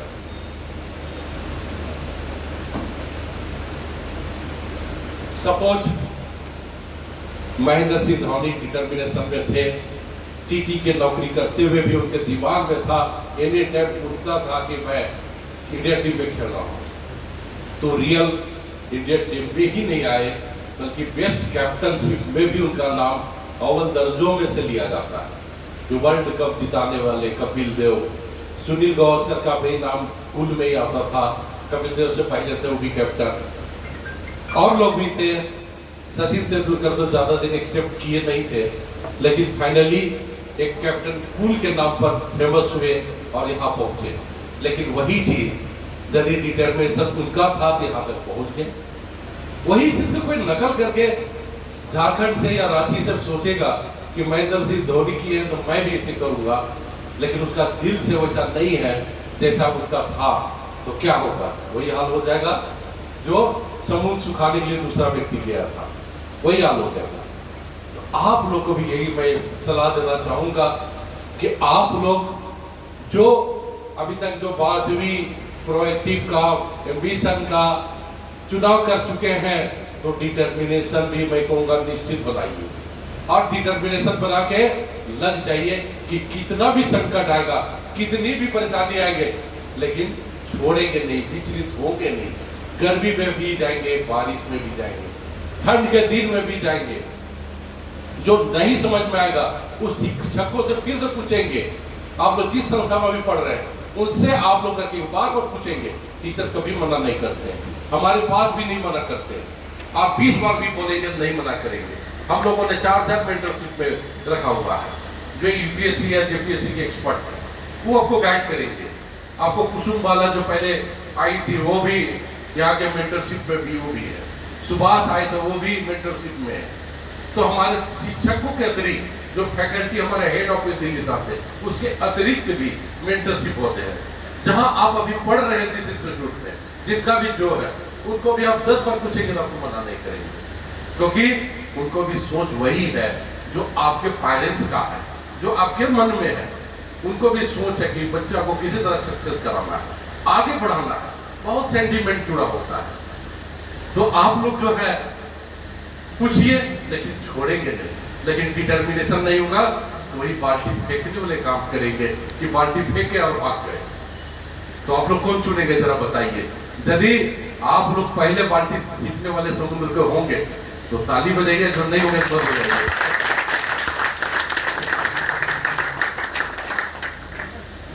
आप लोग को यही सोच के डिटर्मिनेशन के साथ लगना है। माइंड को एकदम पॉजिटिव रखिए। माइंड जो होता है ना, आप उसमें अच्छा चीज डालेंगे तो वो अच्छा रहेगा, आगे बढ़ाएगा। आप यदि नेगेटिव चीज डालेंगे तो नेगेटिव होगा। लेकिन नेगेटिव आपका टाइम और आपके माइंड का वेस्ट कर रहा है। और आप जो पॉजिटिव है उसमें क्या होता है, इन्वेस्ट आप करेंगे, अपने माइंड में इन्वेस्ट करेंगे। मार्शल आर्ट ब्रूस नाम कितने लोग सुन रहे हैं? सभी लोग सुन रहे हैं, ऑलमोस्ट सब सुन रहे हैं। क्या उनसे बड़ा मार्शल आर्ट को हुआ ही नहीं जब भी है। वो बड़ा अच्छा इंग्लिश का एक कोटेशन यूज किए थे, कोट किए थे। उनका सेंटेंस था कि never waste energy on negative और बुरी। आप अपने एनर्जी को, ताकत को कभी भी नेगेटिव में मत लगाइए और फालतू की चिंता में मत कीजिए, क्योंकि हम लोग फालतू की चिंता भी बहुत खराब करते हैं, होता क्यों नहीं? फालतू के सोचते रहते हैं, ये हो जाएगा क्या होगा, वो होगा क्या होगा। तो वो चीज नहीं करके कि भाई जाना है दिल्ली और हो सकता है प्लेन पकड़ लिए, तो लग रहा है कि वहाँ प्लेन का स्टोरी याद हो गया कि बार तो क्रैश कर गया था प्लेन, तो बार बार नेगेटिव हो जाएगा प्लेन। तो क्या जो हम इंजॉय कर सकते थे प्लेन में, अच्छे से सीन देख सकते थे बाहर का, वो क्या हुआ, प्लेन क्या उल्टा पड़ा चल। राजधानी में चल रहे ट्रेन स्पीड पकड़ी तो सोचने लगे अरे एक बार तो वैसे एक्सीडेंट हुआ था, कोई नहीं बचा था, एक बार तो पुल से गिर गया था, एक बार तो ये हुआ था। तो पूरा जब तक दिल्ली नहीं पहुंचेंगे तब तक राजधानी का मजा नहीं मिलेगा। राजधानी में जो खाना देगा, फूड देगा, चाय देगा, सब उल्टा पल्टा टेस्ट लगने लगेगा, क्योंकि आप तो उसको टेंशन में कहीं और है, पता है कि नहीं? तो वो एंजॉय ही नहीं होगा। कई बार आदमी टेंशन में होता है, खाना खा रहे हैं, मेरे साथ भी होता है, दूसरे की नहीं। कई बार होता है कि ज्यादा टेंशन है तो खाना पीना का खा के पता भी नहीं चला, जब हाथ धोने समय गए तब याद हुआ कि अच्छा खाना खा रहे हैं। केवल होता है कि नहीं? सबके साथ होता है। तो कोशिश करना है कि कम से कम हो, एकदम तो रोका नहीं जा सकता, क्योंकि प्रकृति का नियम है, कभी कभी इसका अवसर मिलता है। इसलिए अपने एनर्जी को, अपनी ताकत को, या अपने जो भी आपका माइंड, टाइम, मनी जो भी है, सही इस्तेमाल करिए। जो सही इस्तेमाल करते हैं उसको कहते हैं इन्वेस्ट, और जिसको हम गलत इस्तेमाल करते हैं उसको कहते हैं वेस्ट। तो करना क्या है, इन्वेस्ट। हम लोग को करना है इन्वेस्ट, उस व्यू से देखना है। तो इसलिए हम लोग को ये ध्यान रखना है, हमेशा पॉजिटिव रहना है। सपोज देखिए, हर समय आपको 2 सिचुएशन आएगा, हर समय। सपोज नीचे बिल्डिंग में आए होंगे, हो सकता है कि आपको अवसर पता चले लिफ्ट 7 में है, हो सकता है लिफ्ट ही खराब हो सकता है लिफ्ट चल नहीं रहा हो। अब आपके पास 2 ऑप्शन आता है। एक ऑप्शन आता है कि आप अरे पता नहीं मेरे किस्मत में क्या है, जब भी मैं कहीं चढ़ने की जरूरत होती मुझे 3-4 फ्लोर में, तो मेरे साथ कभी भी अच्छा नहीं होता, हमेशा बैड लग हो जाता है। देखो लिफ्ट भी नहीं चल रहा है, क्योंकि आपके तो माइंड में पहले बैठा हुआ कि मेरा बैड लग है। अब बैड लग को क्या हुआ, जैसे सिचुएशन थोड़ा पाए तो हो गया। लेकिन यदि आपका माइंड पॉजिटिव है, क्या सोचेंगे, सीढ़ी से चलते क्या है, थोड़ा इससे साइड तो हो जाएगा। मैं नहीं हो गया पॉजिटिव, तो अभी मैं भी बाई इंटेंशन सीढ़ी से चढ़ के आया, बाई इंटेंशन, मैं कोशिश नहीं करता हूँ। तो मेरा इंटेंशन होता है कि मैं सीढ़ी से हूँ, क्योंकि कुछ तो हम लोग को बैठने के काम है या भी खड़ा हो, तो बहुत जो है अक्षय कुमार जैसा तो जीव जाता नहीं, तो क्या करूंगा। तो फिर सिचुएशन नहीं है कि जो थोड़ा चलने का मौका मिले, जो सीढ़ी चलने का मौका मिले वो तो कर लेना। अरे थोड़ी वॉकिंग करने से क्या हो जाएगा, तो थोड़ा और भी करने पर थोड़ा सा तो कुछ हुआ, तो इसको पॉजिटिव लेना चाहिए कि भाई ज्यादा अच्छा। मैं भी हमेशा ही कोशिश करता हूँ, हर सिचुएशन में आप नेगेटिव लेते हैं पॉजिटिव लेते हैं। तो यही आपको याद ध्यान रखना है कि हमेशा अपने बात को पॉजिटिव रखना है, पॉजिटिव व्यू से सोचना है। और पैसेंस तो बहुत जरूरी है, क्योंकि कई बार होता है कि पैसेंस का भाव में जो क्या होता है इंसान को कि जो है पैसेंस नहीं है, तो आप सक्सेस होते होते फेल हो जाते हैं। सपोज आपको यहाँ से रांची जाना है, आप रांची निकले, हम लोग तो देखें, आप लोग तब नहीं देख रहे होंगे क्योंकि अब टैग हो गया गाड़ी में तो निकल जाती मीडिया। टोल टैक्स जो है चुट्टूपाली घाटी के बाद, मुझे तो रांची स्वाभाविक है, हमेशा जाना होता था और आज भी जाता हूँ, जाना ना हमेशा होता है। तो गया चुट्टूपाली घाटी में, तो पता चल रहा है कि आधा किलोमीटर का लोग पैसा देने के लिए लोग लाइन लगे हुए, लेने वाला ले नहीं पा रहा है, इतना जो है भीड़ है वहाँ, गाड़ी लगी हुई है। लेकिन आपके पास ऑप्शन क्या है पैसे की बात, एक ऑप्शन है वो है वापस लौट जाना। क्या करना चाहिए, लाइन में लग के आगे बढ़े या फिर ऑप्शन है कि लौट जाना, आगे बढ़ना चाहिए ना। बस यही ऑप्शन रखना चाहिए कि जब भी जरूरत हो तो पैसेंस का प्रूफ करना है और पैसेंस के आधार पर आगे बढ़ना है, छोड़ना नहीं है।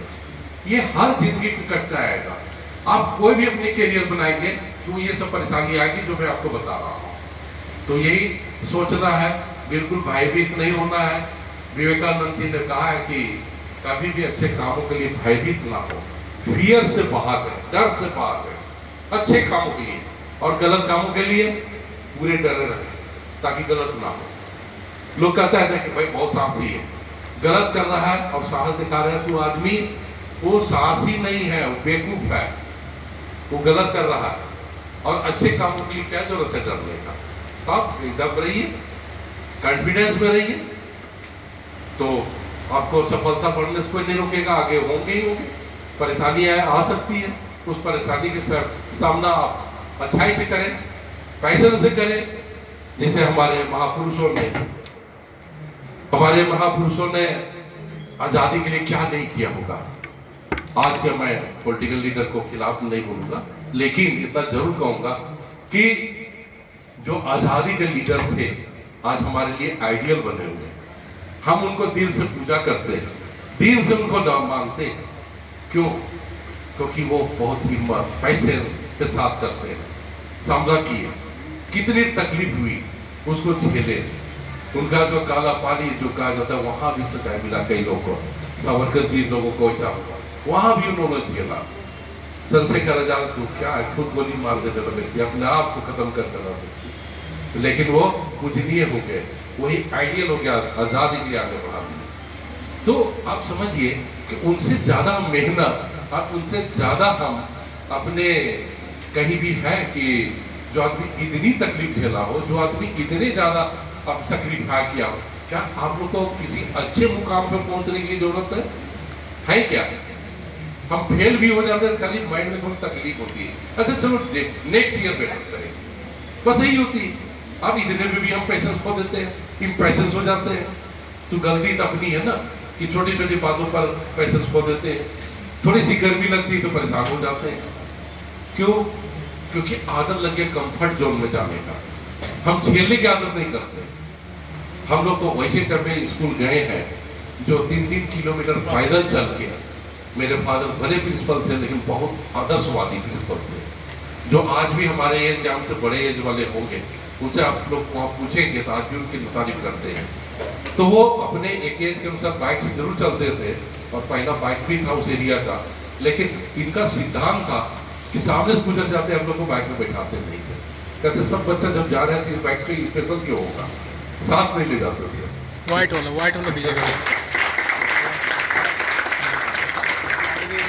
आज वही प्रेरणा है कि इस फील्ड में तो आ ही गए, बड़े बड़े भाई आए, फिर मैं आ गया, लेकिन साथ साथ वही आज प्रेरणा है कि आप एसी चले ना चले मैं बिल्कुल परवाह नहीं करता हूँ, और ना हमारे बड़े भाई परवाह करते हैं कि उसका क्या चल रहा है।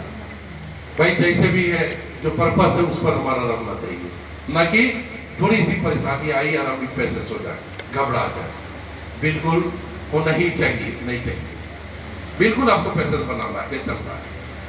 और रह गया थोड़ी बात, अभी तो डिटेल आपके सर करेंगे, लेकिन थोड़ी सी झलक देता हूँ, क्योंकि जब इस फील्ड में हूँ तो जिनके मन में भी आया होगा इस फील्ड में जाने का, सिविल सर्विसेज में यूपीएससी, जेपीएससी या बीपीएससी, मैं उनको थोड़ी सी झलक देता हूँ 2-4 मिनट का, क्या आप समझिएगा, क्योंकि मैं बहुत देर हो चुका हूँ तो उनको आधा, क्योंकि जिनके लिए आप स्पेशल आए हैं उनको सुनना जरूरी है आपको।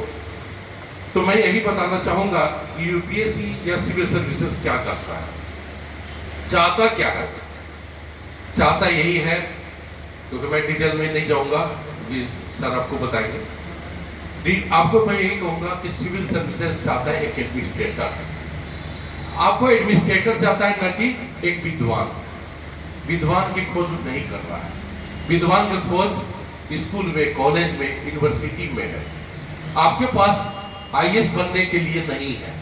आपको क्या चल रहा है, क्या चाहता है कि आप जो है कपिल देव जैसा क्रिकेट का ऑलराउंडर बनिए, आपको जिसको बॉलिंग भी आता हो, बैटिंग भी आता हो, फील्डिंग भी आता हो, वैसे व्यक्ति चाहता है। आपको बहुत नॉलेज नहीं चाहिए, ऐसा नहीं चाहिए कि आप जो है एकदम ऐसे एक्सपर्ट हो जाए कि आप बहुत ज्यादा जानकार है केमिस्ट्री का, बहुत ज्यादा जानकार है हिस्ट्री का, बहुत ज्यादा जानकार है मैथ का। ऐसा नहीं, यदि एक सब्जेक्ट पकड़ के आप बहुत बड़े विद्वान होते हैं तो आप बहुत अच्छे टीचर बन जाएंगे, चाहे स्कूल में बने या फिर यूनिवर्सिटी में बने या फिर जेडीयू में बने या डीयू में बने या विनोबा भावे में बने, लेकिन वो लाइन अलग है। जिनको ये काम में जाना है उनको एक सब्जेक्ट पकड़ के जाइएगा, जिनको आईएएस बनना है उनका सोच क्या होना चाहिए, ऑलराउंडर बनिए और जानकारी उतने ही दूर तक लीजिए जितने आपको जरूरत है। एडमिनिस्ट्रेटिव व्यू से लीजिए। कॉलेज के लेक्चरर बनने के लिए क्या चाहिए, एकेडमिक बहुत स्ट्रॉन्ग चाहिए, लेकिन सिविल सर्विसेज में जाने के लिए आपको एडमिनिस्ट्रेटिव व्यू होना चाहिए। और एडमिनिस्ट्रेशन में क्या करता है, क्विक एंड करेक्ट डिसीजन। आपका डिसीजन जो है करेक्ट होना चाहिए, और कैसे होना चाहिए, करेक्ट होना चाहिए, क्विक एंड करेक्ट, शीघ्र जल्दी लेना है और करेक्ट हो। जल्दी नहीं कि जल्दी में हम गलत डिसीजन लेते हैं तो कोई काम का नहीं है, और डिसीजन हम सही तो लेते हैं। देखिए एक 5 मिनट का डिसीजन हम ले रहे हैं 5 दिनों में, तो आप as a DM, as a DC, as a commissioner या सेक्रेटरी बनकर होंगे और आपके पास दिन भर में 50 डिसीजन का काम आ गया तो सारा काम पेंडिंग हो जाएगा, यदि आपको डिसीजन लेने की ताकत नहीं होगा आपको। इसलिए मैं बोला क्विक एंड करेक्ट डिसीजन। आपका सुन के डिसीजन नहीं लेना है, आपको रियल पर जाना है। आपके पास हर तरह के प्रेशर भी होगा, कोई रिक्वेस्ट होगा, कोई पावरफुल व्यक्ति का भी प्रेशर आ सकता है, लेकिन आपको क्या करना है, सही एडमिनिस्ट्रेशन चलाने के लिए आपको करेक्ट डिसीजन लेना है, न कि प्रेशर में लेना है।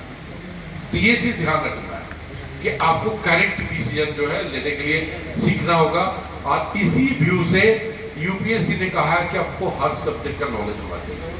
आप सपोज हजारीबाग के डीसी बन गए, सपोज मानिए डीसी बन गए, तो आप क्या कहेंगे कि भाई पीडब्ल्यूडी के एग्जीक्यूटिव इंजीनियर आए हुए हैं, तो टेक्निकल मुझे कुछ भी समझ में नहीं आया, मुझे कुछ भी आपका मैं छानबीन नहीं करूंगा, ऐसा नहीं बोल सकते ना। उनके पास पूरे हर डिपार्टमेंट का वो कहीं भी देख सकते हैं, कहीं भी चेक कर सकते हैं, कहीं भी गाइडेंस दे सकते हैं, कहीं भी उससे डिपार्टमेंट को आगे बढ़ाने के लिए जो जरूरत है वो डीएम पास वो सलाह दे सकते हैं और एक्शन दे सकते हैं। हॉस्पिटल है, वो मेडिसिन लाइन है, मेडिकल वाले लोग होते हैं, तो ऐसा नहीं कर सकते हैं ना कि भाई वहाँ यदि लापरवाही हो रहा है तो एक डीएम उसको अपने जिम्मेवारी से छोड़ दे, भाग जाए, ऐसा तो नहीं है, उसकी भी नॉलेज चाहिए। आप यदि कहते हैं कि नहीं थोड़ा इंस्टाग्राम में डाल दीजिए, तो डीएम ये नहीं कहेंगे कि भाई इंस्टाग्राम को सिखाना है, ऐसा कहेंगे क्या?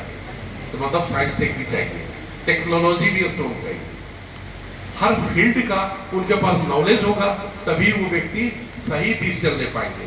फाइनेंस का कोई जानकारी नहीं है, कभी इकोनॉमी पढ़े नहीं, इंडियन इकोनॉमी पढ़ना होता है, इकोनॉमी भारतीय अर्थव्यवस्था, उनको पढ़े ही नहीं, तुमको पता ही नहीं कि हमारा रियल क्या हमारा देश का चल रहा है अर्थव्यवस्था, क्या फाइनेंस चल रहा है, उनको कुछ पता ही नहीं। बस वो भी कहीं सुन लिए, कोई फेसबुक पे गलत भी डाल दिया तो एक्सेप्ट कर लिए, मान लिए। ये सब नहीं कर सकते हैं ना, तो हर चीजों की जरूरत है।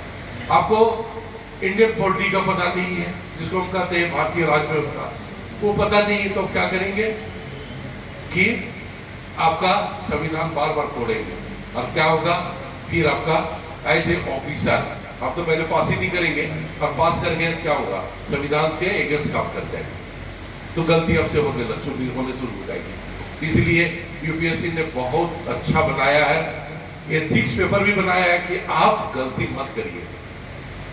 गलत कर जाते हैं लोग तो क्या कर सकते हैं, लेकिन यूपीएससी ने उसको भी नहीं छोड़ा।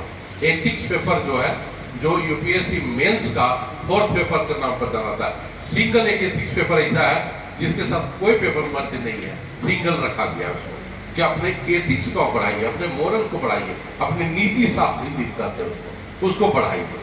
लेकिन यदि वो उसके बाद भी गलती कर जाए तो देश का दुर्भाग्य होगा उसके बाद। तो यही चीज है कि यूपीएससी आपको कह रहा है या जेपीएससी कर रहा है कि आप ऑलराउंडर बनिए और क्विक एंड करेक्ट डिसीजन लीजिए। इसके लिए क्या करिए, आप ड्यूटी पॉइंट पढ़िए, कंपैक्ट पढ़िए और एडमिनिस्ट्रेटिव व्यू से पढ़िए, ना कि खूब पढ़ के खूब विद्वान बन जाएंगे, ऐसा नहीं करना है।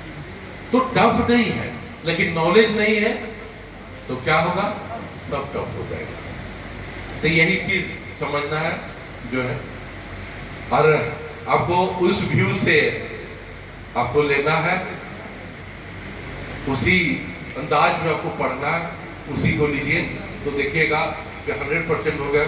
हम लोग के पास में बहुत स्टूडेंट जो हैं, जो यूपीएससी वाले जो छूट गए थे, वो जेपीएससी पे काफ़ी अच्छा रिजल्ट किए, 4th में, 5th में, 6th में, और अभी तो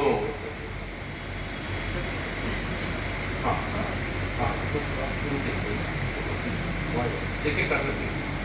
तो इस व्यू से आपको देखना, तो इस व्यू से आपको देखना है और बढ़ना है, लेकिन उसके लिए जितनी भी बात मैं बताया उसके लिए पहले आप अपने माइंड से प्रिपेयर होइए। बाकी आपको यहाँ से दिल्ली जाना है तो प्लेन में बैठ गए हैं या ट्रेन में बैठ गए हैं, तो आप जो रेलवे डिपार्टमेंट को ज़्यादा ना समझ के आप इंजॉय कीजिए, आप कहाँ पहुँच जाएंगे, दिल्ली अपने आप ट्रेन पहुँचा देगी। तो राजधानी का काम है और रेलवे डिपार्टमेंट के काम है कि आपको पहुँचाना, ना कि उसके बारे में एक एक सी टेंशन लेके वहीं पड़े रहे। इसी तरह से आप जिस फील्ड में जाते हैं उस संस्था में आप पहुँच के क्वालिटी देखते हुए, सिर्फ पब्लिसिटी से नहीं पहुँचना है, क्वालिटी बहुत जरूरी है। सफलता के लिए कहा जाता है ना कि सस्ता नहीं सबसे अच्छा, ये आज का टाइम है, आज का युग यही है कि सबसे अच्छा। तो सबसे अच्छा के तौर पर आप लग के तैयारी करिए, आपको अपने आप जैसे रेलवे पहुंचा देती है जहां आपको जाना होता है, उसी तरह से आपको वो संस्था पहुंचा देगी जहां आपको जाना है। लेकिन पूरा डिवोटेड के साथ आपको लग जाना है और बिल्कुल हार नहीं मानने वाली प्रवृत्ति में चलना है। तो चलिए, मैं बहुत लंबे आपसे बात किया, बहुत बहुत धन्यवाद आपको। साथ साथ में फिर से एक बार आपके डायरेक्टर साहब को धन्यवाद देना चाहूँगा। Thank you.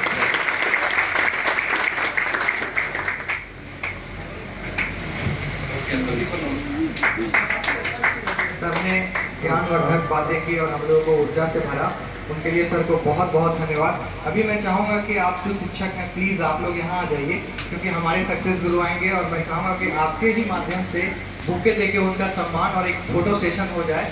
आप लोग जो शिक्षकगण हैं उनसे मेरा अनुरोध है, please come on stage and will facilitate our teacher and our pathfinder and our guru, that is called success guru. None other than he is a success guru. He is about to come here. We have a lot of patience here and बहुत लंबे समय से इंतजार करते समय खत्म होता हुआ और वो पल आपके समीप आता हुआ जिसका हम लोग बेसब्री से इंतजार कर रहे थे। लोग कहते हैं a great success is usually born after a great sacrifice. एक और माइक वो बोला रेडी रखिएगा। हाँ, बहुत बड़ी सफलता, बहुत बड़ी बलिदानी या कुर्बानी के बाद मिलती है, तो वो आज आप अपने आंखों से देखेंगे, कानों से सुनेंगे और मन से महसूस करेंगे। वो शख्स जो हजारों नहीं लाखों में लोगों को जिंदगी बदला है और बदले हैं और आज भी बदलते हैं। जब उनसे मुलाकात होगी, वो अपना जीवन समर्पण कर चुके हैं छात्रों के लिए। वो कहते हैं कि जब तक हमारे हृदय में सांसें चलती रहेंगी, मैं सांस लेता रहूँगा, तब तक हमारा ये सांस हर बच्चों के लिए ही रहेगा। मतलब अल्टीमेटली मैं कहूँ तो उनका जीवन ही छात्र के जीवन के लिए समर्पित है। तो वह बहुत ही पल भर में, क्षण भर में हमारे करीब, हमारे सामने आने वाले हैं। और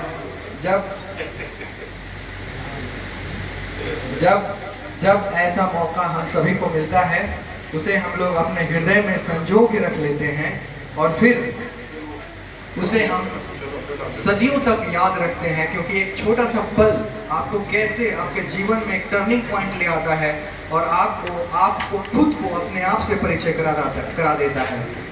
सर प्रायः जब बात करते हैं तो एक बात हमेशा करते हैं कि हर बच्चों में इतनी इमेंस पावर है। इमेंस मतलब आपके पास इतनी क्षमताएं हैं कि आप वाकई में नहीं पहचान पाते हो कि आपके अंदर कितनी क्षमताएं हैं। आज आपको ये स्पीच और ये डिलीवरी यहाँ से जो मिलेगा आपको, मोटिवेशनल स्पीच, इनको सुनने के बाद आपको ऐसा महसूस होने लगेगा कि सच में मेरे अंदर हजारों बिलियंस में सेल है और वो कैसे एक्टिवेट होता है। आपके ब्रेन को वो करेंगे ट्रेन और आपको बताएंगे आपकी काबिलियत, और फिर आज से आपका एक नया जीवन शुरुआत होगा। तो इस none other than our success guru is about to come on the stage. Please put your hands together everybody.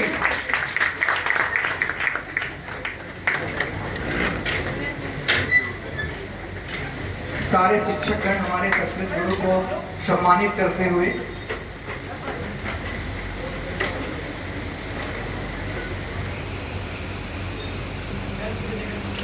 बच्चों के चेहरों में खुशी। Thank you sir.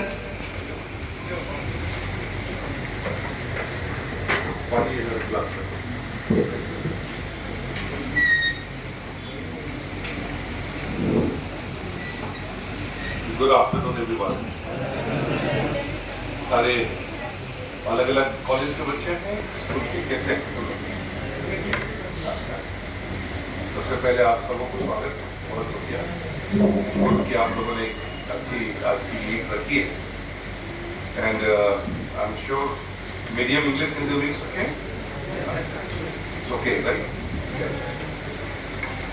एक जो ना, जब भी कोई प्रोग्राम शुरू करते हैं, थोड़ा सा सैंपल जानना होता है कि हम क्यों आए हैं, पर्पस क्या है। तो जिंदगी में विदाउट पर्पस का कोई अर्थ रखता नहीं, कुछ भी करें, right. When you start from your home for the day, there must be a purpose. What I'm doing. If you all are here, you should also have some questions in mind. What I'm going to learn today, right? तो आप में से एक sample के तौर पे कुछ क्या जानना चाहेंगे मुझसे? आप कौन बताएगा आप में से? Anything you want to learn from me specifically? बैठे बैठे बोलो, उतनी तकलीफ हो गई।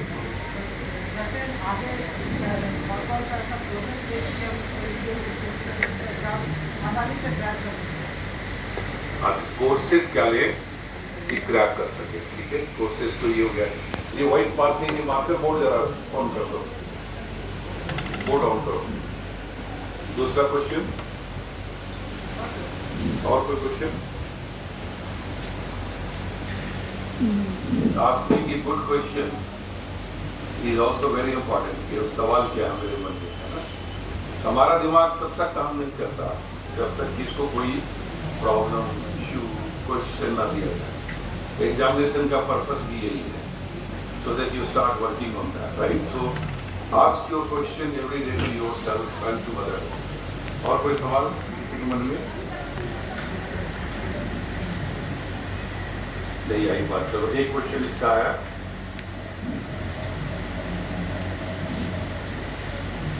Which force for ISPCA? और चलो आपके दिमाग में सवाल नहीं है, लेकिन मुझे पता है कि आपके दिमाग में चल क्या रहा होगा। ठीक है, इसलिए I know the questions there.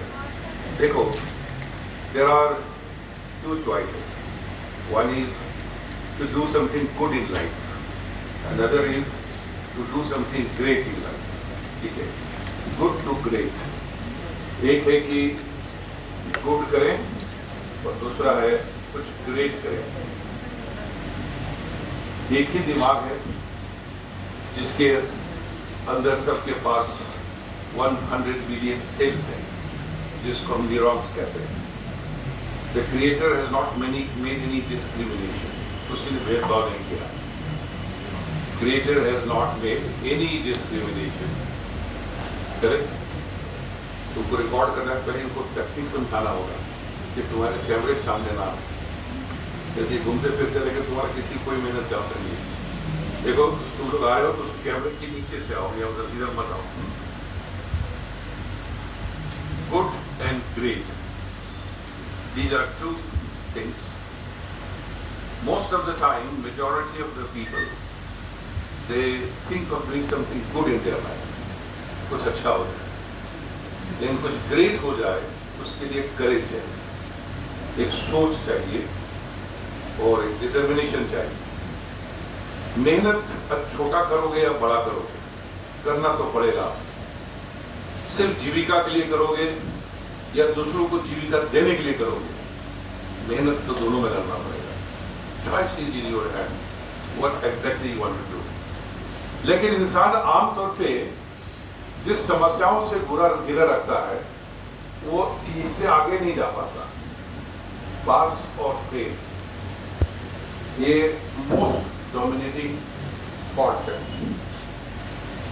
जिससे निकलना अपने आप में बहुत समस्या होती है कि whether I will succeed or I will fail, and the fear of failure is the most dominating fear and thinking. सबसे ज्यादा इंसान घिरा रहता है, डरता रहता है, वो किससे से कि मैं फेल हो जाऊंगा।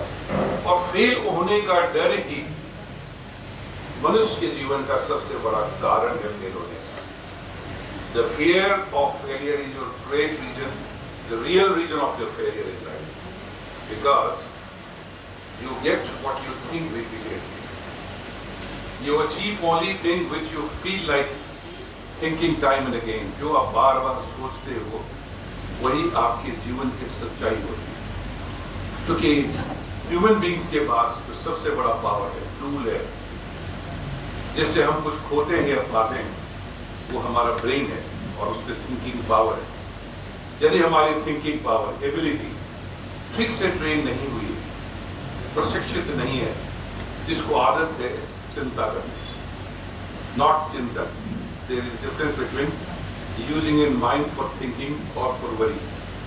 तो सबसे पहले अपने आप को तैयार करना, सबसे इमीडिएटली जो अभी जैसे एक सवाल आया कि हम करियर जो है क्या पढ़ने के करियर बन जाए, वो बहुत बाद का क्वेश्चन होता है और बहुत सिंपल क्वेश्चन। उस क्वेश्चन को पूरा करने के लिए जब अपने अंदर एक कैपेसिटी क्रिएट करोगे, आपके अंदर एक काबिलियत आ जाएगी, तो फिर वैसे ही आएगा जैसे कि उर्दू शायर ने कहा है, खुद ही को कर बुलंद इतना, जो हर तदबीर से पहले खुदा बंदे से पूछे बता तेरी रजा क्या है। राइट, ये सवाल तब आता है, सिचुएशन तब आता है जब अपनी इतनी बुलंदी को छू लो कि सेलेक्टर्स भी आपके बारे में सोचें कि इसको चॉइस क्या ले, इस काबिलियत के हिसाब से तो बहुत कुछ कर सकता है।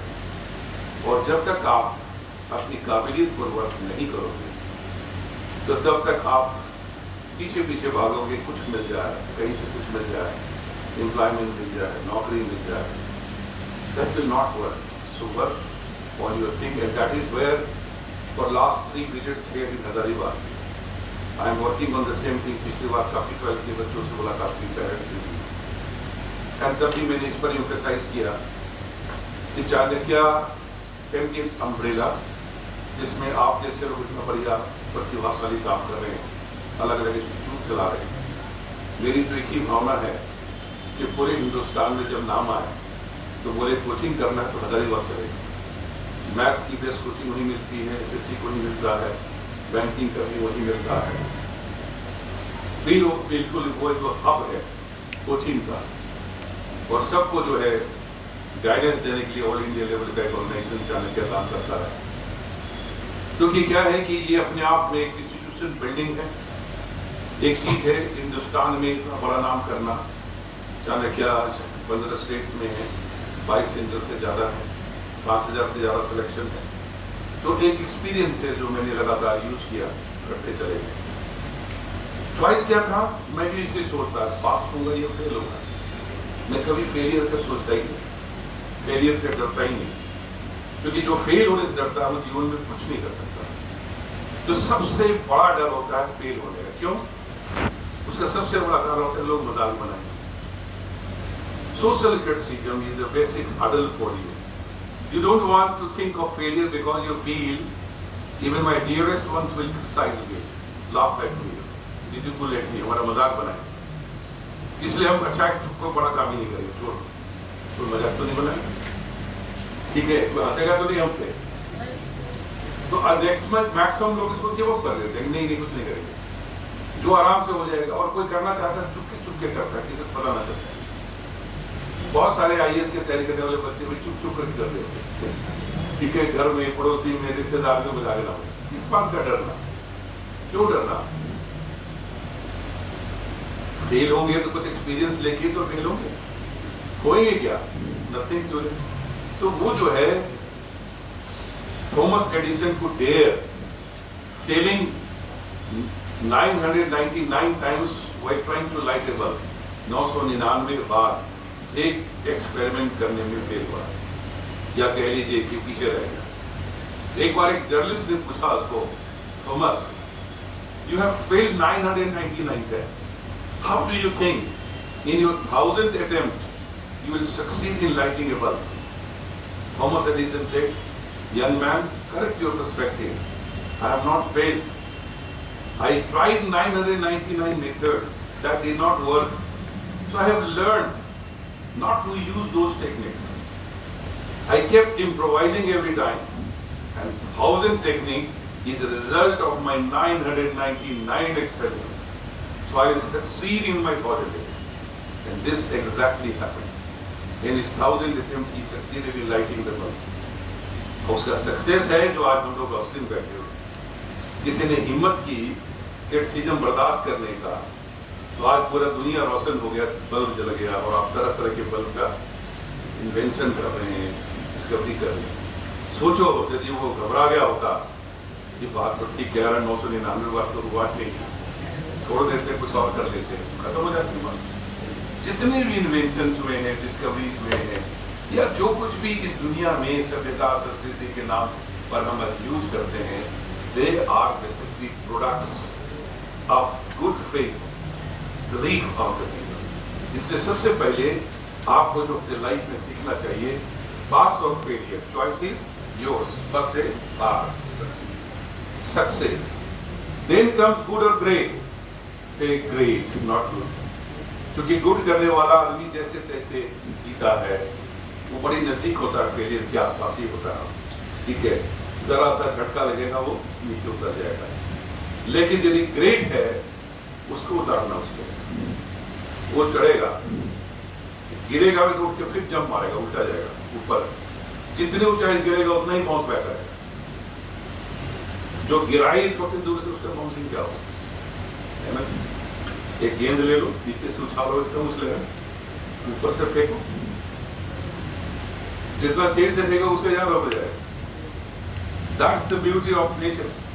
होता है, मैं गेंद उठा के देख लेना है कि लॉ क्या कहता है कि जितना ऊंचाई से गिराएंगे उतना ज़्यादा डबल हो सकता है उसकी तरह।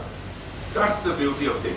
तो यहाँ क्या है, सबसे पहले यहाँ आपको वर्क करना है, एंड वर्क करने में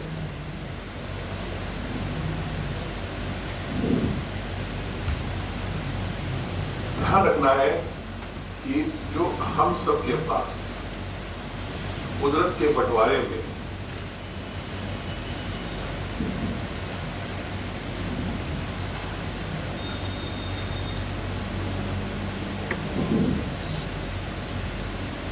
कहीं पे कोई डिस्क्रिमिनेशन नहीं, 100 billion sales,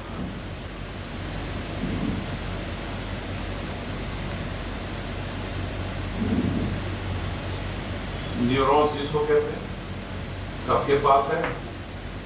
24 hours 7 days 365 days सबके पास है।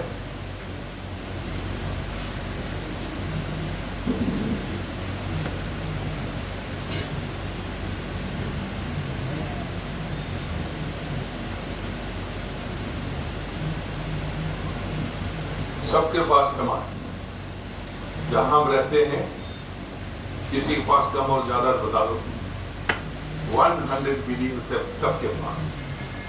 यदि किसी मेंटली रिटार्डेड भी है, डिस्टर्ब है, तो भी सेल्स उतना ही है, सेल्स का वायरिंग खराब हो सकती है, लेकिन सेल्स में कमी नहीं। और इवन जो है आइंस्टाइन जैसा व्यक्ति, जिसको 8th स्टैंडर्ड में एक टीचर ने कहा is made for nothing, is just useless है, उसको कहा गया कि ये यूजलेस है, जिंदगी में कुछ नहीं कर पाएगा, बिकॉज इसका मेंटल डेवलपमेंट बिल्कुल नहीं। सुना है? और वो व्यक्ति दुनिया का सबसे बड़ा साइंटिस्ट। करेक्ट? ये जो चीज है, समझने वाली बात है कि आपके सामने कमेंट करने के लिए लोगों को कैसे बात होती है और कहां से कहां चीजें चली जाती है, राइट? यहां एक इंटरेस्टिंग बात समझने वाली बात है कि 100 बिलियन सेल्स से 24 आवर्स भी वही है। अब सवाल उठता है, either somebody will train us or we will gradually learn by efforts कि अपने ब्रेन सेल को कैसे ट्रेन किया जाए। तो जो सोचते हैं हम, थिंकिंग एबिलिटी, ये सबसे बड़ी एबिलिटी, और यही इसका खेल है सारा, जो हमें दूसरे एनिमल से डिफरेंट बनाता है, सबको पूरी दुनिया को डोमिनेट करने का पावर देता है, राइट? और यही बर्बाद करने की भी शक्ति देता है। सोचते कैसे हैं? Free thinking creates memory, memory begets attitude and attitude leads to altitude of life। मतलब जो लगातार हम सोचते हैं उससे हमारी स्मृति बनती है, और जैसे हमारी स्मृति होती है, मेमोरी बनती है, उसी तरह के हमारी मनोवृत्ति एटीट्यूड, और जैसी हमारी मनोवृत्ति होती है उसी तरह के सोच के साथ हम जो है अपने जीवन में कुछ खोते हैं या पाते हैं। सक्सेस का लेवल क्या हुआ है, यही डिसाइड करना है। Got it? ये समझने वाली बात। इसका मतलब है कि सबसे पहले तो हमें यही सीखना चाहिए कि हम थिंकिंग कैसे करें। कोई ट्रेनिंग है अभी तक? नहीं। अभी तक की ट्रेनिंग क्या है? कुछ सोचो, चिंता करो कि जिंदगी कटेगी कैसे, तुम नंबर कैसे लाओ, नहीं कुछ करोगे तो जियोगे कैसे। तो उसको कहते हैं चिंता करना सिखाए, और फिर हम उस चिंता के इतने घेरे में पड़ जाते हैं कि हम जो है पता ही नहीं चलता कि हम जिंदगी में जा कहाँ रहे हैं। और वो depression, anxiety, stress, negative thinking, negative emotions, ये सारी चीजें होती हैं। जेलसी क्यों आती है? जब हम जीवन में कुछ नहीं कर पाते, दूसरे को लेकर चलते हैं, दूसरे को क्रिटिसाइज क्यों करते हैं? क्योंकि उसका क्रिटिसाइज का तरीका होता है कहीं हमें सेटिस्फेक्शन मिलता है ना, कि हम कुछ तो नहीं कर पा रहे, लेकिन ये भी कुछ नहीं करेगा, बेकार है, ठीक है। या पा लिया कुछ किसी ने, तो बोले कि अरे किस्मत इसका होगा, ऐसे बात नहीं। लेकिन जो है ये सारे जो थिंकिंग पैटर्न है, they all are result of our failure oriented thinking. जो आदमी सक्सेस ओरिएंटेड होगा उसके पास टाइम ही नहीं है किसी और के बारे में निगेटिव सोचने का, ईर्ष्या करने का, कोई टाइम नहीं है उसके पास। He is always busy in himself. यदि मैं अपने सक्सेसफुल हूँ लाइफ में, तो अपने कीमती समय 24 ही घंटा है मेरे पास, किसी के खिलाफ क्यों सोचूंगा? क्यों खराब, क्यों अपना टाइम खराब करूँ? अपने क्यों लगाऊं? उस समय बचेगा तो मैं गाना गाऊंगा, नाचूंगा, हंसूंगा, सो जाऊंगा, गाना सुनूंगा, तो किसी के खिलाफ सोच के मुझे मिलेगा क्या? सोचना है तो अपने बारे में सोचते हैं ना, अपनी प्रोग्रेस सोचते हैं, अपने डेवलपमेंट सोचते हैं। तो यदि ऐसा करेंगे तो दूसरे का भी भला कर लेंगे, अपनी काबिलियत खुद से ग्रेट में चली जाएगी, राइट? तो सबसे पहले एक थिंकिंग एबिलिटी पर बात करना भी आपको सिखाएंगे भी। दूसरा है टाइम मैनेजमेंट। हर व्यक्ति के पास सेम एलोकेशन ऑफ टाइम है। सब सुनने को मिलेगा टाइम इज मनी, बट कैसे नहीं समझ में आता।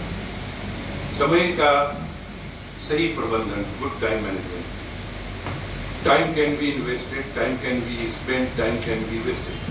जैसे पैसा होता है, आपको 100 रुपया दिया गया, उसमें कितना इन्वेस्ट करोगे, कितना खर्च करोगे, स्पेंड करोगे और कितना वेस्ट करोगे, ये आपके हाथ में है, चॉइस है। उसी तरह कुदरत ने आपको समय दे दिया, अब वो कितना आप इन्वेस्टमेंट करोगे, कितना खर्च करोगे। आप ये भी कह सकते हो सर हम तो खर्च करते ही नहीं, तो नहीं खर्च करते तो फिर जिंदगी किस लिए? खर्च तो करना ही पड़ेगा। अल्टीमेटली जो कुछ मिलेगा वो खर्च करने से मिलेगा, बट कितना मेटिकुलसली करें। 100 रुपये मम्मी पापा ने दिया, आप तो कहते खर्च ही नहीं करे, भूखे रहेंगे, हो सकता है कुछ नहीं खरीदेंगे, है ना?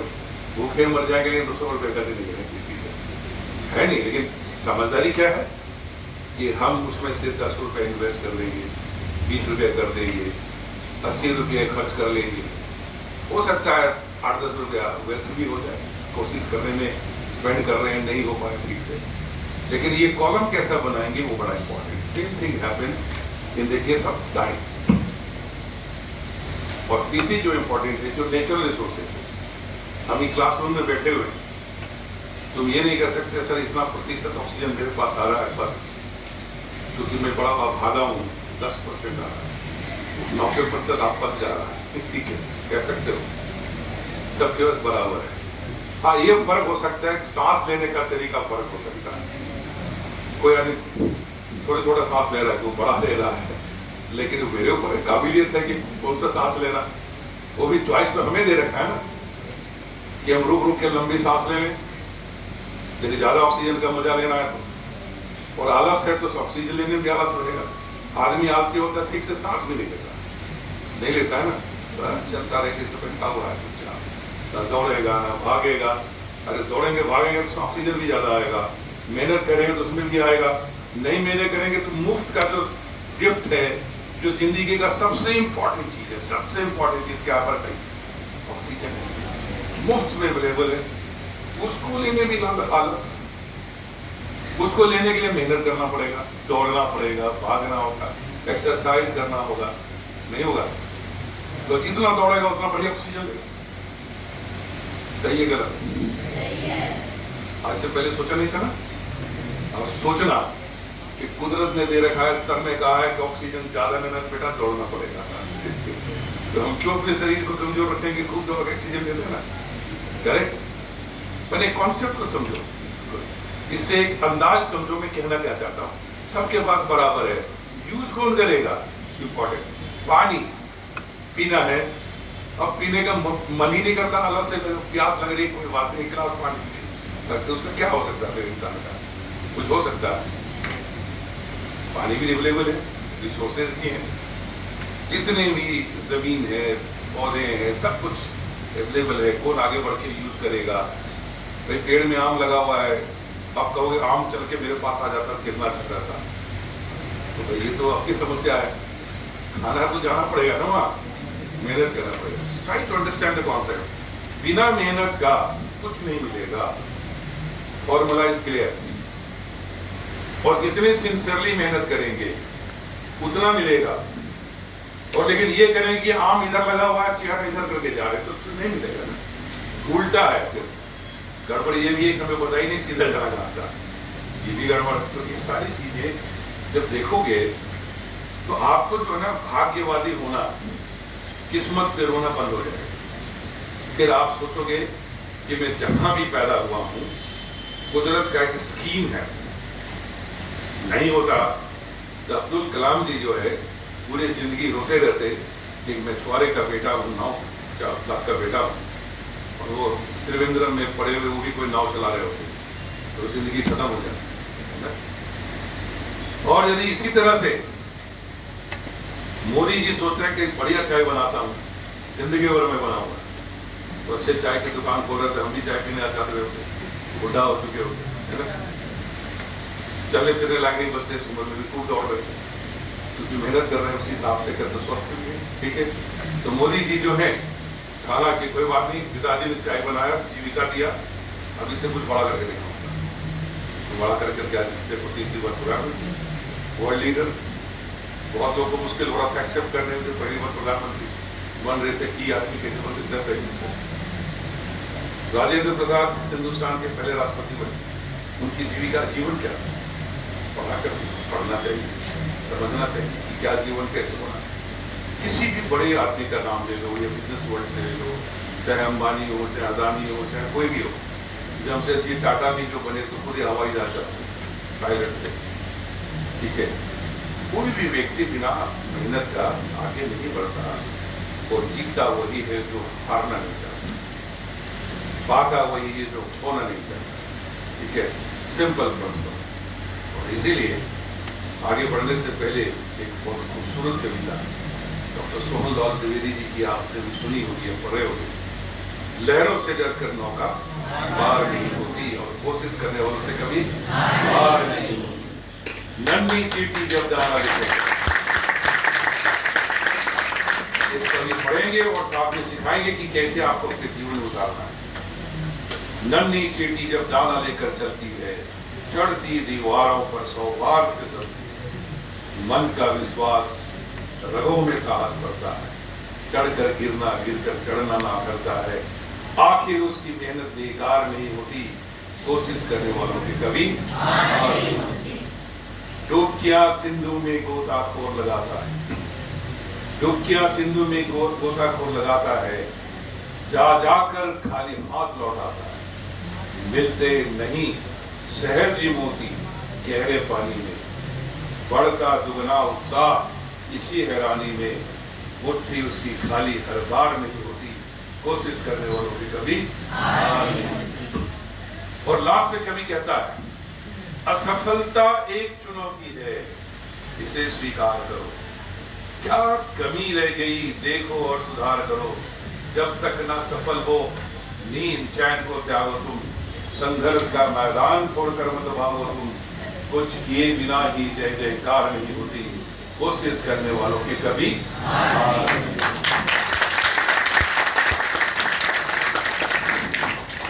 अब कहता है कि लहरों से डरकर नौका पार नहीं होती। ये लहरें क्या है?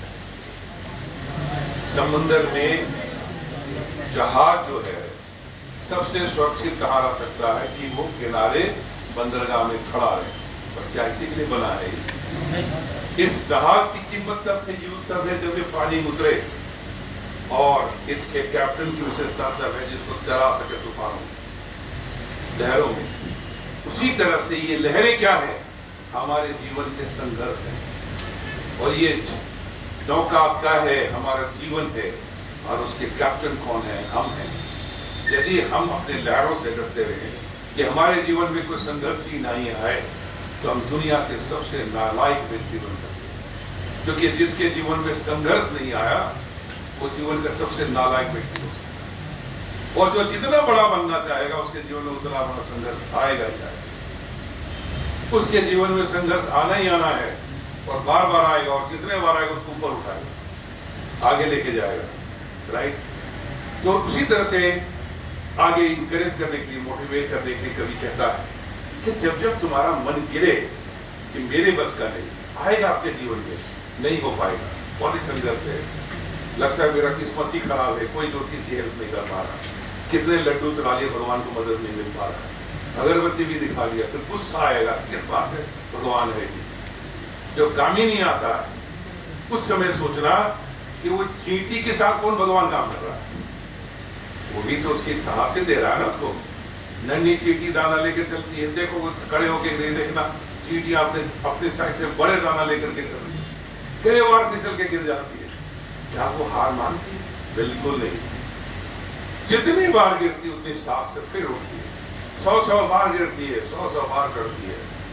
उसका मन में विश्वास, वही उसके रगों में साथ करता है, वही उसको उठाता है। तो जब जब मन गिर जाए तो सोचना, क्या मैं चींटी से भी बदतर हूं? क्या मेरे अंदर वो भी काबिलियत नहीं है? इतनी हिम्मत नहीं है, मैं चींटियों के बराबर भी नहीं बचा। आपके अंदर साहस आएगा, मेहनत आएगी। उसी तरह से मोती चूर करते हम बड़ा देख खुश होते हैं, पर उसको मोती चूरने के लिए आजकल तो चलो पनडुब्बी बन गई है, डाइवर्स बन गए, ऑक्सीजन लेके कोई जा सकता है। लेकिन जमाना था जब जो है मोती चूरने के लिए किसी को, गोताखोर को नाक बंद करके उतरना होता था बिना सांस लिए, और वो जा करके ढूंढता था, सांस खत्म होने से पहले उसको पहुंचा। कई बार जाता था, हार जाता था। आज भी छोटे समंदर में ऐसे होते हैं, लेकिन वो हारता नहीं जब तक उसकी मुट्ठी में कोई मोती ना आ जाए।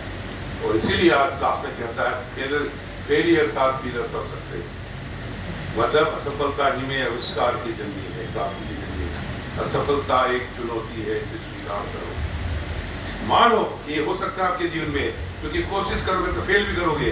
क्रिकेट के मैदान में होगे, 0 में भी आउट हो सकते हो, बट यदि सोच के जाओगे सिर्फ सेंचुरी के अलावा कुछ करना ही नहीं है, कुछ नहीं होगा, उतरे हुए नहीं, कभी नहीं उतरोगे। ठीक है, तो इसलिए आपको जाना पड़ेगा, राइट। और उसके बाद अभी देखो कितना बढ़िया ओलंपिक में मजा आ गया ना, वर्ल्ड कप में एकदम लग रहा था खत्म इंडिया का। सब लोग नाक मुंह बंद कर रहे थे, टीवी बंद कर रहे थे। मैं भाई साहब बहुत दिन के बाद में भी टीवी पे बैठा, तो मेरे साथ कुछ फ्रेंड्स से मैंने की चीज देखा, कहते क्या कह रहे हैं आप, खाली सक्सेसफुल हुई। हम अरे मेरे देखो उनकी शक्ल देखो कि हम लोग हार मानने को तैयार नहीं है। वो सोच रहे हैं कि इस बार गया तो फिर हम बहुत बड़ी चीज को लूज करने जा रहे हैं। कितनी पेशेंटली अब शुरू करने जा रहे हो गया काम जो है लीकेज का जो। तो होता क्या है कि आदमी आखिरी तक हार ही नहीं है। और ये क्रिकेट के मैदान से सीखने वाली बात है कि एकदम आखिरी में जब सब हारता हुआ दिख रहा था, आदमी कैसे जीत सकता है। स्पोर्ट्स स्पिरिट होनी चाहिए, कैसे टर्न हो सकता है, अपने जीवन में भी हो सकता है। ठीक है, पतंग नीचे गिरता जाता है, उड़ाने लोगों को पता होना चाहिए कहां से उठाना है। ठीक है, पता होना चाहिए ना, उड़ाया पतंग। हम लोग तो अपने जमाने में पतंग मिलता नहीं था मार्केट, हम तो खुद बनाते थे, तो हम दाएं बाएं कंडी लगा के चलाते थे, है ना। पता है कैसे उड़ाया जाता है, समझे बात को। तो ये जो है आपको समझना है कि कैसे हम इसको उठा सकते हैं, कैसे आप ऊपर ले जा सकते हैं। तो असफलता जीवन का हिस्सा है, संघर्ष जीवन का हिस्सा है। और किसी भी व्यक्ति को जीवन में जय जयकार नहीं मिलता जब तक कुछ करना नहीं चाहता, जब तक सफर अपनी तय नहीं करता, राइट। यही आज मैं मान लो सक्सेस गुरु जाना जाता हूँ, पूरे हिंदुस्तान में जाता हूँ, गालियां बजती हैं, लोग एक्सपेक्ट करते हैं, तो कहां से उठे, यही से उठ के गए। तमन्ना था, आज भी रोकने को हम तैयार नहीं। कई लोग कहते हैं सर क्या जरूरत है, बहुत सारे फ्रेंड्स हैं, कलीग हैं, सब लोग कहते हैं क्या जरूरत है सर इतना करने का। मैंने कहा जब तक जीवन है तब तक हमारी लहरें